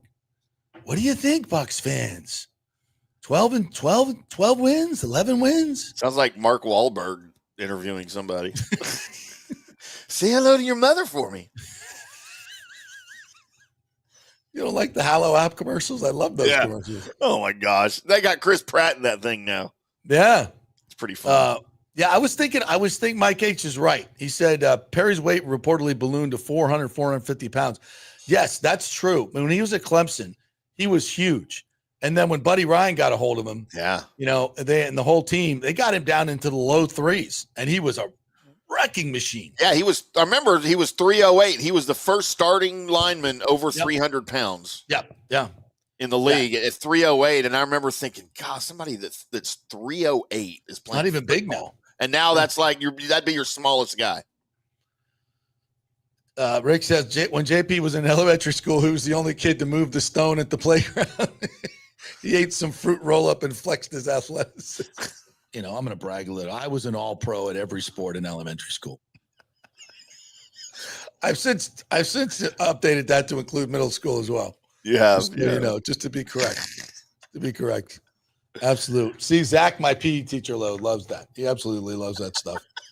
All right, we'll take a break. We come back. I'm going to get into the Belichick stuff. I want to the Caleb Williams stuff. This is explosive. This is so silly. I mean, they just went out and did everything for you in the offseason. They got you every weapon you could possibly want. And his dad comes out with this BS and him. His dad's a knucklehead. Now we know where he gets it, right? Right, exactly. Yeah, speaking of dads. All right, we are brought to you by the great folks at Third Generation Plumbing. They also do AC, and they want to get your unit right for the summer. ThirdGenerationPlumbing.com. Go to the website. You can either contact them through there, give them a call. They've got a great special going on right now to tune up your unit for the summer. So get that done. Spend some money now to avoid the big dollars later on. It's a really good idea. And you'll get to kind of sample the great efficiency and technicians that they have at Third Generation Plumbing. They'll come out. Then you know the guy, right? Then if something happens, you can always call them. And they're honest. They're not going to sell you a new system when you just need a new flux capacitor, which is great. So thirdgenerationplumbing.com. Go to the website. Tell them JP sent you. Back in 3. Hey, Ciao, Paolo Tini here, owner of Caffè Paradiso, voted number 3 People's Choice Award on Open Table. I want to thank all our loyal family of customers that have been enjoying our great traditional Italian dishes we make from scratch every day. It's a great family story we're proud of. Our family moved from Rimini, Italy in 1984. My dad, Caesar, started Donatello, and that's where I got the start in the restaurant business. I started Caffè Paradiso on South McDill in 1995, and we've been there ever since. From our traditional ossobuco, a veal slow roast for 4 hours, to our daily fresh catch, the Gruppo Paradiso, with a piccata sauce and lobster claw meat, homemade pasta like lasagna, farfalle salchicha, which is a bow tie pasta homemade with fresh sausage. Hold on a minute, JP's favorite. I love it. So come and have a glass of wine with me on South McDill. Get a reservation on Open Table and see all our 5-star reviews. Ciao, see you soon at Paradiso. Going through a medical emergency without health care insurance can cause you to go into crippling debt. In most scenarios, people are forced to either break into their retirement funds or worse, they're forced to file for bankruptcy. The sad truth is that health care insurance is crucial in today's day and age. Look, I get it. Many of you think you're never going to get sick and health insurance is really expensive. Well, we can help you out with that. Depending on your income, we can find great plans and huge discounts. God forbid you get cancer, a car accident. It could literally ruin you financially for life. So make the call and find out. Even though the open enrollment period is over, you may have some qualifying life events that can help you get covered right away. It can be very complicated, a very intimidating process, but we can help. Go to our website and check out all the 5-star reviews about our helpful agents. Go to don'tgouncovered.com or call 800-669-1505. That's 800-669-1505. JP here for Riveters, the official sports bar and grill of the JP Peterson Show. We're located just south of Ray J and Steinbrenner Field, so it's a great pre- and post-game spot, and the happy hour is amazing. Monday through Friday, 3 to 7. Check out these specials. $3 Bud Light drafts, $4 domestic bottles, $5 wells, $6 premium wells, $6 cocktails like margaritas. It's unheard of. And the Riveters food is freshly made daily. No freezers. Happy hour food specials include $3.50 tacos and barbecue sliders. $6 you get edamame or chips with the beer cheese, which is amazing. $8 buffalo chicken dip, my favorite. The truffle fries, chili cheese fries, also $8 at happy hour. As well as other specials throughout the week, including Taco Tuesdays, you get $3 tacos, and Wing Wednesdays, 7 o'clock to 1 a.m. in the morning, you get our amazing wings, 5 for $5 and $5 wells and wines. That's a good Wednesday night. So if you're tired of the preppy, overpriced, generic sports bars, come see the amazing, friendly bartenders and staff at Riveters, where customer service really matters. Riveters, just south of where the Rays and Bucs play. We'll see you there. JP here for my friend Jason Fawcett, owner of On-Site Construction. They do residential and commercial renovations and new construction. As a leading home builder and general contractor, On-Site Construction prides itself on transforming homes through superior craftsmanship, dedication to client vision, and an unmatched commitment to quality and service. It's about building relationships. We take the time to understand our clients' needs, preferences, and budgets so that we can deliver a personalized experience tailored to their unique vision. From the initial designs to the final touches, we're there every step of the way, ensuring that the end result mirrors your vision. Here are some testimonials from happy customers. G. Gibson says, no hidden costs, very honest, reliable, creative, and communicates well. Reasonable and fair with their pricing, no hidden costs. C. Smith said, did not disappoint. I'm very happy with the work. This company really cares and will take care of it. So if you're just thinking about building or renovating, give us a call and let's see what's possible. 813-579-5789 or check out our website at onsiteconstructionfl.com. Let's go. Right now, back to the show on FanStream Sports. All right, welcome back to the JP Peterson Show on this Friday as we roll on into the weekend. The Rays are heading to take on the Marlins after taking 2 or 3 from the Blow Jays, as you like to call them. I love it. They are they're way too talented to be as inconsistent as they've been for so many years, but that's great. Good for them. Yeah. The great folks at who's I repping here? I just lost my train of thought. I don't know where you were going with it. Let's go with Riveters. We haven't talked about Riveters yet today. There you go. Riveters Great place. I'll be heading over there, I think, a little bit later on to get some wings. I need some Riveters wings. Jealous. Oh, they make everything fresh there. The wings are never frozen, and that's a key, folks. You don't want to go to a place where the wings are frozen. How do you tell? You bite into them, and the bones are black. They've been frozen. Never at Riveters, because they sell so many of them. They're constantly fresh, and they're moving them through, and they are fantastic. They're not the heavily breaded kind. They're the kind of baked, and I don't know exactly how they do it, but they come out so light and crispy. They make their own blue cheese and ranch fresh.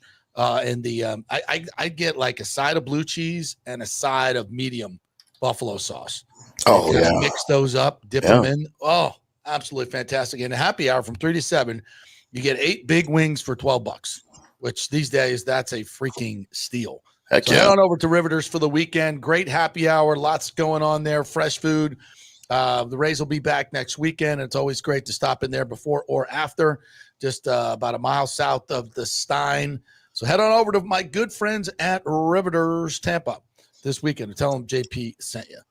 All right, so Caleb Williams is part of this new book coming out called American Kings, a biography of the quarterback, written by Seth Wickersham. And looks like a great book. It goes back to greats like John Elway, Johnny Unitas, Warren Moon, the Manning family, Steve Young, Kirk Cousins, Drake May, and talks a lot about their journey to the NFL. There's a great bit on the ruthless recruitment of Texas quarterback Arch Manning and the youth quarterback circuit. So a lot of cool stuff in this book. But Caleb Williams' dad, was interviewed for it. And the story here is he went to great lengths to try to circumvent the NFL draft. Wickersham writes, wanting to give his son an opportunity to choose his future employer. The Bears had not drafted a star quarterback since the 80s. In their recent draft selections, Mitchell Trubisky and Justin Fields didn't pan out. Carl Williams was worried that with the franchise's history, stadium uncertainty, and offensive performances under then-coach Matt Eberflus and Caleb Williams would not have the organizational support to succeed. He said, I don't want my son playing for the Bears.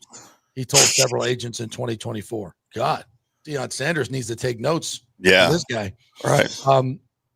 Looking for a way around the league's collective bargaining agreement, Carl Williams spoke with Archie Manning, who helped Eli assert a measure of control over his eventual team in 2004. He also met with labor lawyers and agents and even considered whether his son could sign with the UFL and become an unrestricted NFL free agent in 2025. Wow. Yeah. Carl Williams vented about the rookie wage scale, which could lock his son into the team that drafted him for up to 8 years. He calculated hundreds of millions of lost market value income. Quote, the rookie cap is just unconstitutional, Carl Williams told Wickersham, later adding that the CBA is, quote, the worst piece of shiz I've ever read.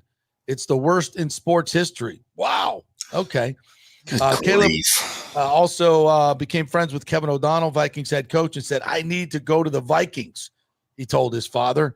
Let's do it, his father replied. But both Caleb and Carl knew that the trade, a divisional rival, was extremely unlikely. Bears GM Ryan Poles stood firm, telling Williams, we're drafting you no matter what. That left one option, to publicly attack the Bears and the city of Chicago, hoping that it would make the situation untenable, similar to what Jack and John Elway had done with the Baltimore Colts in 1983. We remember that. Yep. Quote, he's worried about me taking bullets, Carl Williams told Wickersham of his son. I don't care. I just don't agree with this crap. I'm more interested in making sure that he can do what he wants to do. Whoa. After a pre-draft visit to the Bears facility, Williams believed he could be part of a process to turn the franchise around. I can do it for this team, Caleb told his dad. I'm going to the Bears. The Bears declined to comment on this. They said the book also shed lights on Williams' tumultuous rookie season, in which both Eberflus and Waldron were fired and the Bears lost 10 straight games. At times, Williams said he would watch film alone with no instruction or guidance from the coaches. No one tells me what to watch, Caleb Williams told his dad. I just turn it on. Wow. Man. How does that happen? They're almost making Caleb Williams out to be a sympathetic figure. Well, that's how you get the interviews. Oh, I know. And in a lot of ways, well, on the surface, this all seems right? It all seems right. But here's the thing. You got to look at the bigger picture. All right, the CBA exists so the players can make gobs and gobs of money and the owners can make gobs and gobs of money. So is the CBA perfect? No, but it creates guidelines and rules for players that make the NFL what it is, which is a highly competitive, very entertaining, and also has great parity, which is something the other leagues don't really have. Don't have, yeah. Well, don't have as much. The NFL business model is fantastic. I mean, and you can bitch and moan about the CB. Yeah, and personally, for Caleb Williams, he's right. If Caleb Williams was just a free agent and can sign with anyone, then yeah, he'd probably make more money. But then you have what we have in college football right now, with just complete chaos. Anarchy. You don't want that. You don't want that because then it diminishes the league. The fans go away, and then nobody's making any money. So that's why at times, I like socialism in my sports. Mm-hmm. I want my sports to be socialist. I want shared revenues. I want an even playing field. That works for me. That really works for the NFL. Now when you start trying to apply capitalistic theories to this, and you start confusing what's what here. Okay, the reason you have a free market is for all other businesses, all right, that aren't guaranteed to make millions of dollars every year. See, that's the trade-off. You're in a business where you're going to make, like Caleb Williams, could he make more on the quote free market coming out? Yeah, they used to have that. Mm-hmm. And they had to get rid of it because of Jamarcus Russell. Yeah, it was hard. It was hurting the league. Yeah. It was hurting the league, and the owners were getting taken advantage of. So they had to institute these rules. And the CBA is exactly what it is, a collective bargaining agreement. You want to play in the NFL, you got to be part of the union. Yep. If you're going to be part of the union, you're going to be subject to these rules that may be, quote, unconstitutional. Yes, a draft is not free market, but you sign up for that. So that's part of it. You don't have to. You want to go play in the Canadian Football League? Go ahead. You want to go play in the UFL? Go ahead. You ain't going to play in the NFL. And that's where the money is. So that's the trade-off. So while it sounds good to some people, it's really not. It's not good for the league. And if you want to make a lot of money in the league, you got to play by the rules. So now is this, and they've kind of turned this story to kind of, okay, we're moving forward. Caleb got here, made the best of it. It's more on the organization. It's not completely untrue, but still ain't a good look, especially when you're talking about the city itself. Yeah. And the organization. But, they've never had a 4,000-yard passer, which absolutely blows my mind. But they got a Pope. They got a Pope. Who's a Sox fan, not a Cubs fan. But definitely a Bears fan, right? Oh, for sure. I would think. Yeah, I'm definitely a Bears fan. So I don't know. Does that affect him moving forward in Chicago? I think if times get tough, and first of all, I'm not a Caleb Williams believer because of all this shenanigans. And I know Eli Manning did it, and I didn't like it then. I know John Elway did it, and I didn't like it then. If you're going to play in the league, you got to play by the rules. Yeah. So. And who was the key factor in both of those, the John Elway situation and the Eli Manning situation? Who was the key factor in both of those situations? Was it an agent? It was their dads. Their dads, yeah. It was their dads. Archie didn't want, he was heading that whole thing up, and Jack Elway was heading the whole thing up with John. And to Archie's defense, look what happened to him. He was a tremendous player and went to the New Orleans Saints and just, was destroyed. Archie Manning is in the Hall of Fame, and the best season he ever had as a pro was 8-8. Is that true? Uh-huh. Oh. Yeah. Wow. I remember watching him. He was magical. He was even with the Oilers. Absolutely magical. Absolutely. All right. So Belichick did an interview with Michael Strahan today, and Jordan was not there. Jordan was not there she was noticeably absent. For this particular one. So he brought his testicles with him this time, not his girlfriend. North Carolina coach Bill Belichick discussed his new college team. Good Morning America this morning, parodying on the show to promote his book, The Art of Winning.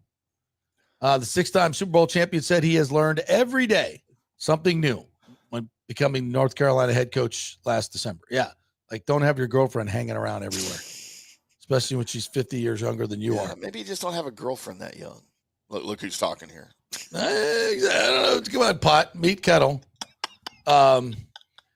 He said, I've learned so much being back in the college environment, whether it's be recruiting, the college game, the rules, the hash marks, some strategy, and putting a team together. I learn every day. Oh, I bet you do. He added that he has not had to change his coaching style, saying his players are so eager, they're hungry, they have dreams, they want to be good. Belichick was also asked about all the public attention that has been given to his relationship with Hudson, who was not on set for the interview. Last week, reports emerged that Hudson was banned from the UNC football facilities, which the school emphatically denied. Yeah, they did. She's been terrific through the whole process, and she's been very helpful to me, Belichick said.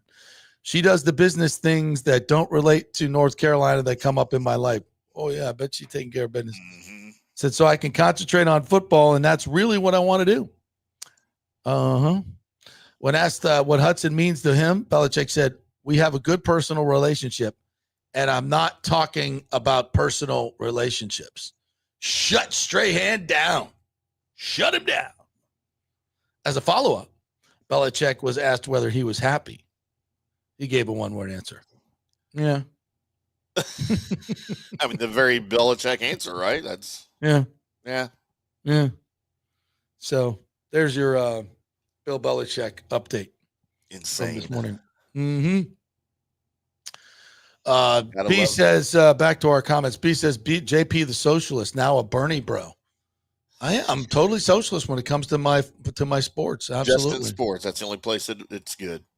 Yeah, William Madden said, I remember Big Dog. We both went to the same high school in Philly, Lincoln High. Cool. Yeah. Who was it that mentioned today is the 8th anniversary of the death of the Big Dog. And obviously you don't know Tim. He was an icon here, did afternoons at 620 for, 15, 20 years. Longtime friend of mine. Here it is for Daniel Rivera. By the way, gentlemen, I wanted to add, JP knows this, 6 years ago today, we sadly lost the Big Dog, Steve Dumig, when it came to golf majors. Dumig was up for those. Brain cancer, right? Yeah, had a brain tumor. Big Dog was special, and spent many days hanging out with him and Chris Thomas, having a couple pops. Those guys were just old school, man. Absolutely old school. And really knew how to do sports radio. I mean, really knew how to do sports radio. And, he would take positions sometimes that he did not necessarily believe in just to stir the pot. He was as Chris would call him, you're a provocateur. You are a provocateur. And yeah, he would do that at times. And he would just absolutely obliterate callers. Absolutely obliterate them. But he mastered the art of radio, sports radio, much like Rush Limbaugh, where, the people who were like-minded couldn't wait to hear him, and people who hated him couldn't wait to hear him. He had them both, and they would listen just to get mad at him. And he once told me this. He said, JP, when I first started in radio over there, I'd fill in for Chris Thomas. I was honored to do it. And he said to me, he goes, don't be afraid to be disliked. Don't be afraid, to say things that are going to piss people off. He goes, you're too TV. All you TV people just want to be loved by everyone. And I'm like, you know what? You're absolutely right. 100% right. Because that's how you're trained. You're trained in television to be a friend to the audience. Like, you want to relate, you want them to like you and love you. And that's part of it. Like, it's a telegenic, obviously it's a different deal. But I think, Chris kind of put that on its ear a little bit, and you can be, and TV stations don't want opinionated people anymore to do sports, which is crazy. I mean, you had some great sportscasters in Dallas, Norm Hitzges being one of them that you work with. What was his name? Dale. They used to do a lot of commentaries in Dallas. Dale Hansen. Bill, Dale Hansen, which I didn't always agree with this stuff. But he threw the opinions out there, didn't he? Yeah, he did, and he was wildly popular. Yep. Wildly popular. Yep. Same thing with Chris. Chris was very but then they start getting letters from people. These spineless news directors get one letter and they lose their mind. From some where he pissed somebody off, and it's like, oh my God, I got an email. Somebody didn't like what you said. I'm like, they watching? And I guarantee they're going to watch tomorrow. Your job is to get ratings. You're not going to please everybody. And TV stations are terrified to have anyone like me on the air, spewing opinions. And I'm like, why would you not want that? That's what people tune in to see, and not some milquetoast sportscast that Right. Oh, the Rays won 4-3 today. Brandon Lowe had 2 home runs. It sounds Josh literally Lowe like every other show. Yeah. Josh Lowe in his first came back from the minors, coming off an oblique injury, also homered. Like, snooze fest. Yeah. Snooze fest. But that's what they want, because they don't want to get any emails. And that's, why the audience share has gone from a 20 rating to a 0.1, because they don't want to do anything. They don't want to ruffle any feathers. Well, make some waves, nobody's going to watch. And that's pretty much where they're at these days, unfortunately, for a lot of great news people that I know. But that's that's the way they want to do it. But that wasn't Chris's way, and it wasn't Steve's way. And they were fantastic at what they do. And their ratings were through the roof. Not so much anymore over there. 19th, I believe, last I checked. 19th in the ratings. That's great. But to their defense, when you have 10 minutes of commercials every 10 minutes, it's tough to keep an audience. But that's what they have to do. That's why this format is so much better. We only have 3-minute commercial breaks, 3.5-minute commercial breaks. We try to keep our sponsors. Sometimes you don't even take those. Yeah. Have we taken enough today? We make love to all of our great sponsors here, which we love. So, Mike H says Belichick is a creep, 50 years older than his girlfriend. Come on, man. Well, sounds like another jealous. Yeah, sounds like you're jealous, Mike. My last girlfriend was 32 years younger than me, so how'd that work out for me? You creep. I am a creep. I've been called worse. I can take it. Yeah, exactly. By her parents.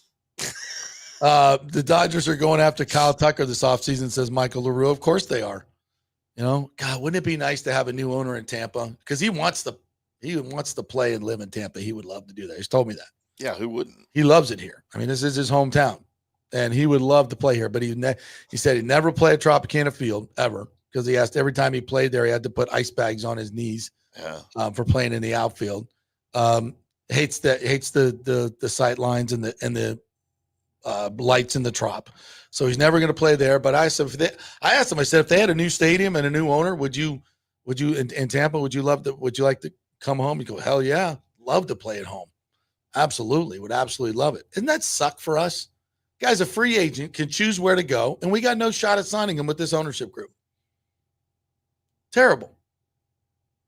Yeah, and that's one of the many reasons why we needed to do that stadium in 2018 in Tampa, which he pulled out of that one as well. And of course, blamed Tampa and blamed the business community and blamed everybody else, just like he did this time. Except this time, you all realize it's not their fault; it's his fault.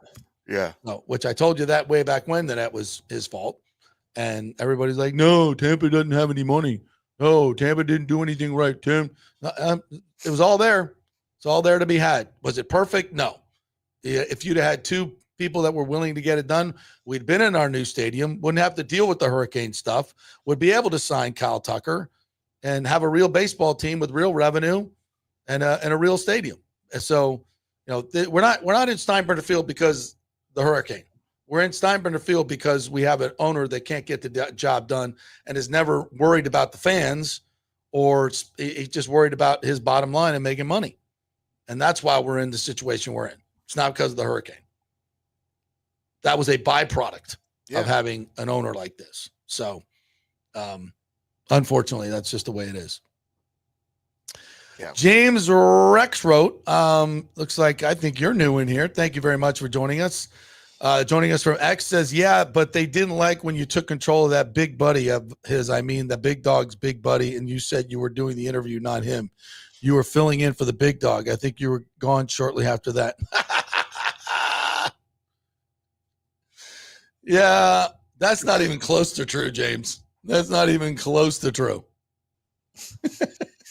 But funny. So here's what actually happened, James. After they put Pat and Aaron on in the afternoons, which was an absolute disaster, and it wasn't even close to what the big dog used to do. They replaced him with me, and I took it from wherever those ratings were to third in my demo, and was getting ratings bonus checks when some of the people there decided they wanted to bring back the Ron and Ian show, which also didn't get those ratings that I was getting.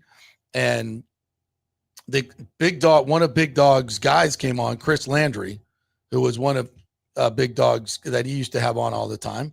And, he wasn't my cup of tea because the guy was boring as hell, in my opinion. I thought he was incredibly boring, but whatever. I said, we'll still do the interviews. They're great. And the one time I challenged him on one of his opinions, the guy got his panties in a wad and hung up on me. I'm like, okay, and I wish I had the table. It was a very light pushback, and the guy would come on for an hour and drone on about and his opinion, and he was never, I wouldn't say never right, but I challenged him on one of his opinions on a player, and he got all pissed off and hung up the phone. I'm like, oh, okay. Well, I guess he didn't like that. And then we replaced him with 7 other people that were much more entertaining and much more informative. Sorry. And the ratings went up. That's the business. So that's what happened, James, in case you were wondering. Yeah. So that's what happened. But whatever. I'm here now, and we're doing great. JP flexed. He just said, I'm going to brag a little. I was an all-pro at every sport in elementary school. That was it. Yeah. Yeah, Rock's come on my show many times. He's working over with 620 now, so I'm sure with the things I'm saying, he probably wouldn't be allowed to come on. So, but we love Rock. I've known Rock for forever. Absolutely. Love him. Great dude. Love his work. And that's the thing about Rock. Rock has a style, which is what you need. You got to have a style. You got to have a brand. And he's got a great brand. That does a great job. I love Rock. And he's always there. He's at every Bucs thing. He's one of the guys that go out there and they're in the locker room and, yeah, absolutely. Love Rock. So, all right. Well, that's a great way to end the week, isn't it? How about it? Yeah. Do we get to everything? Oh, WNBA starts tonight. I was going to talk about Caitlin Clark. They brought in an enforcer for her. Did you see that?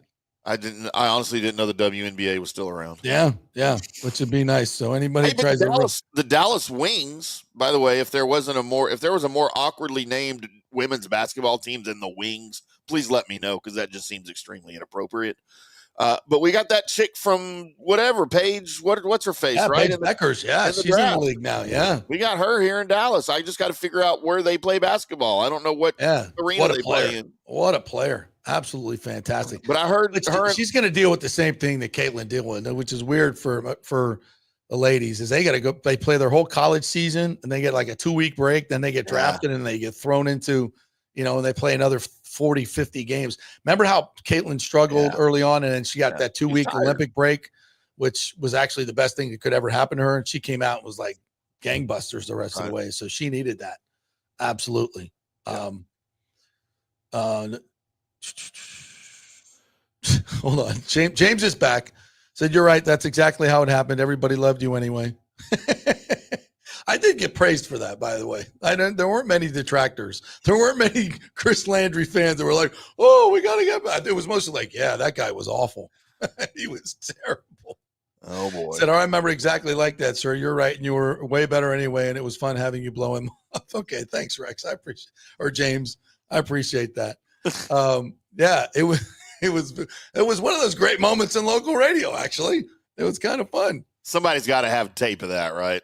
Yeah, it exists. I might have it in my archives. I might have it. I think because I played it a couple times afterwards. I might have it downloaded on my old computer. So I'll check and see if we got that. We got to relive that. That'd be like talk about thin skin, bro. Like in a sports radio, like you're allowed to have differing opinions. You're supposed to have differing right? opinions. Like you and I, we disagree all the time. That's what makes it fun. That makes it fun. I might just hang up on you one day. Well, I hung up on you today. You did. I don't even know what I said. Just left the building. Caitlin's got an enforcer now. So if somebody takes a run at her, this girl's gonna I like that. Bring a little hockey to the WNBA. So Brian Leach is playing WNBA basketball. Yeah, I like it. Absolutely. It's good stuff. Oh, and by the way, at noon, right after the show, actually starting right now, USF Auburn on ESPN Plus. Ken Erickson, we had him on yesterday, USF softball coach. They begin their march to the World Series. And if they play FSU, Dania Brooks, his third baseman, Derek's daughter, will be playing against his beloved Knowles, but he will be rooting for USF. Don't get it twisted. He will be rooting for the Bulls, absolutely. So that'll be fun to watch. So good luck to USF ladies. Yeah, I'm going to go check that out as soon as we get done here. You do too on ESPN Plus. Have a great weekend, everybody. Thank you, Tim. Great job as always. We will catch up with you guys on Monday. See you then.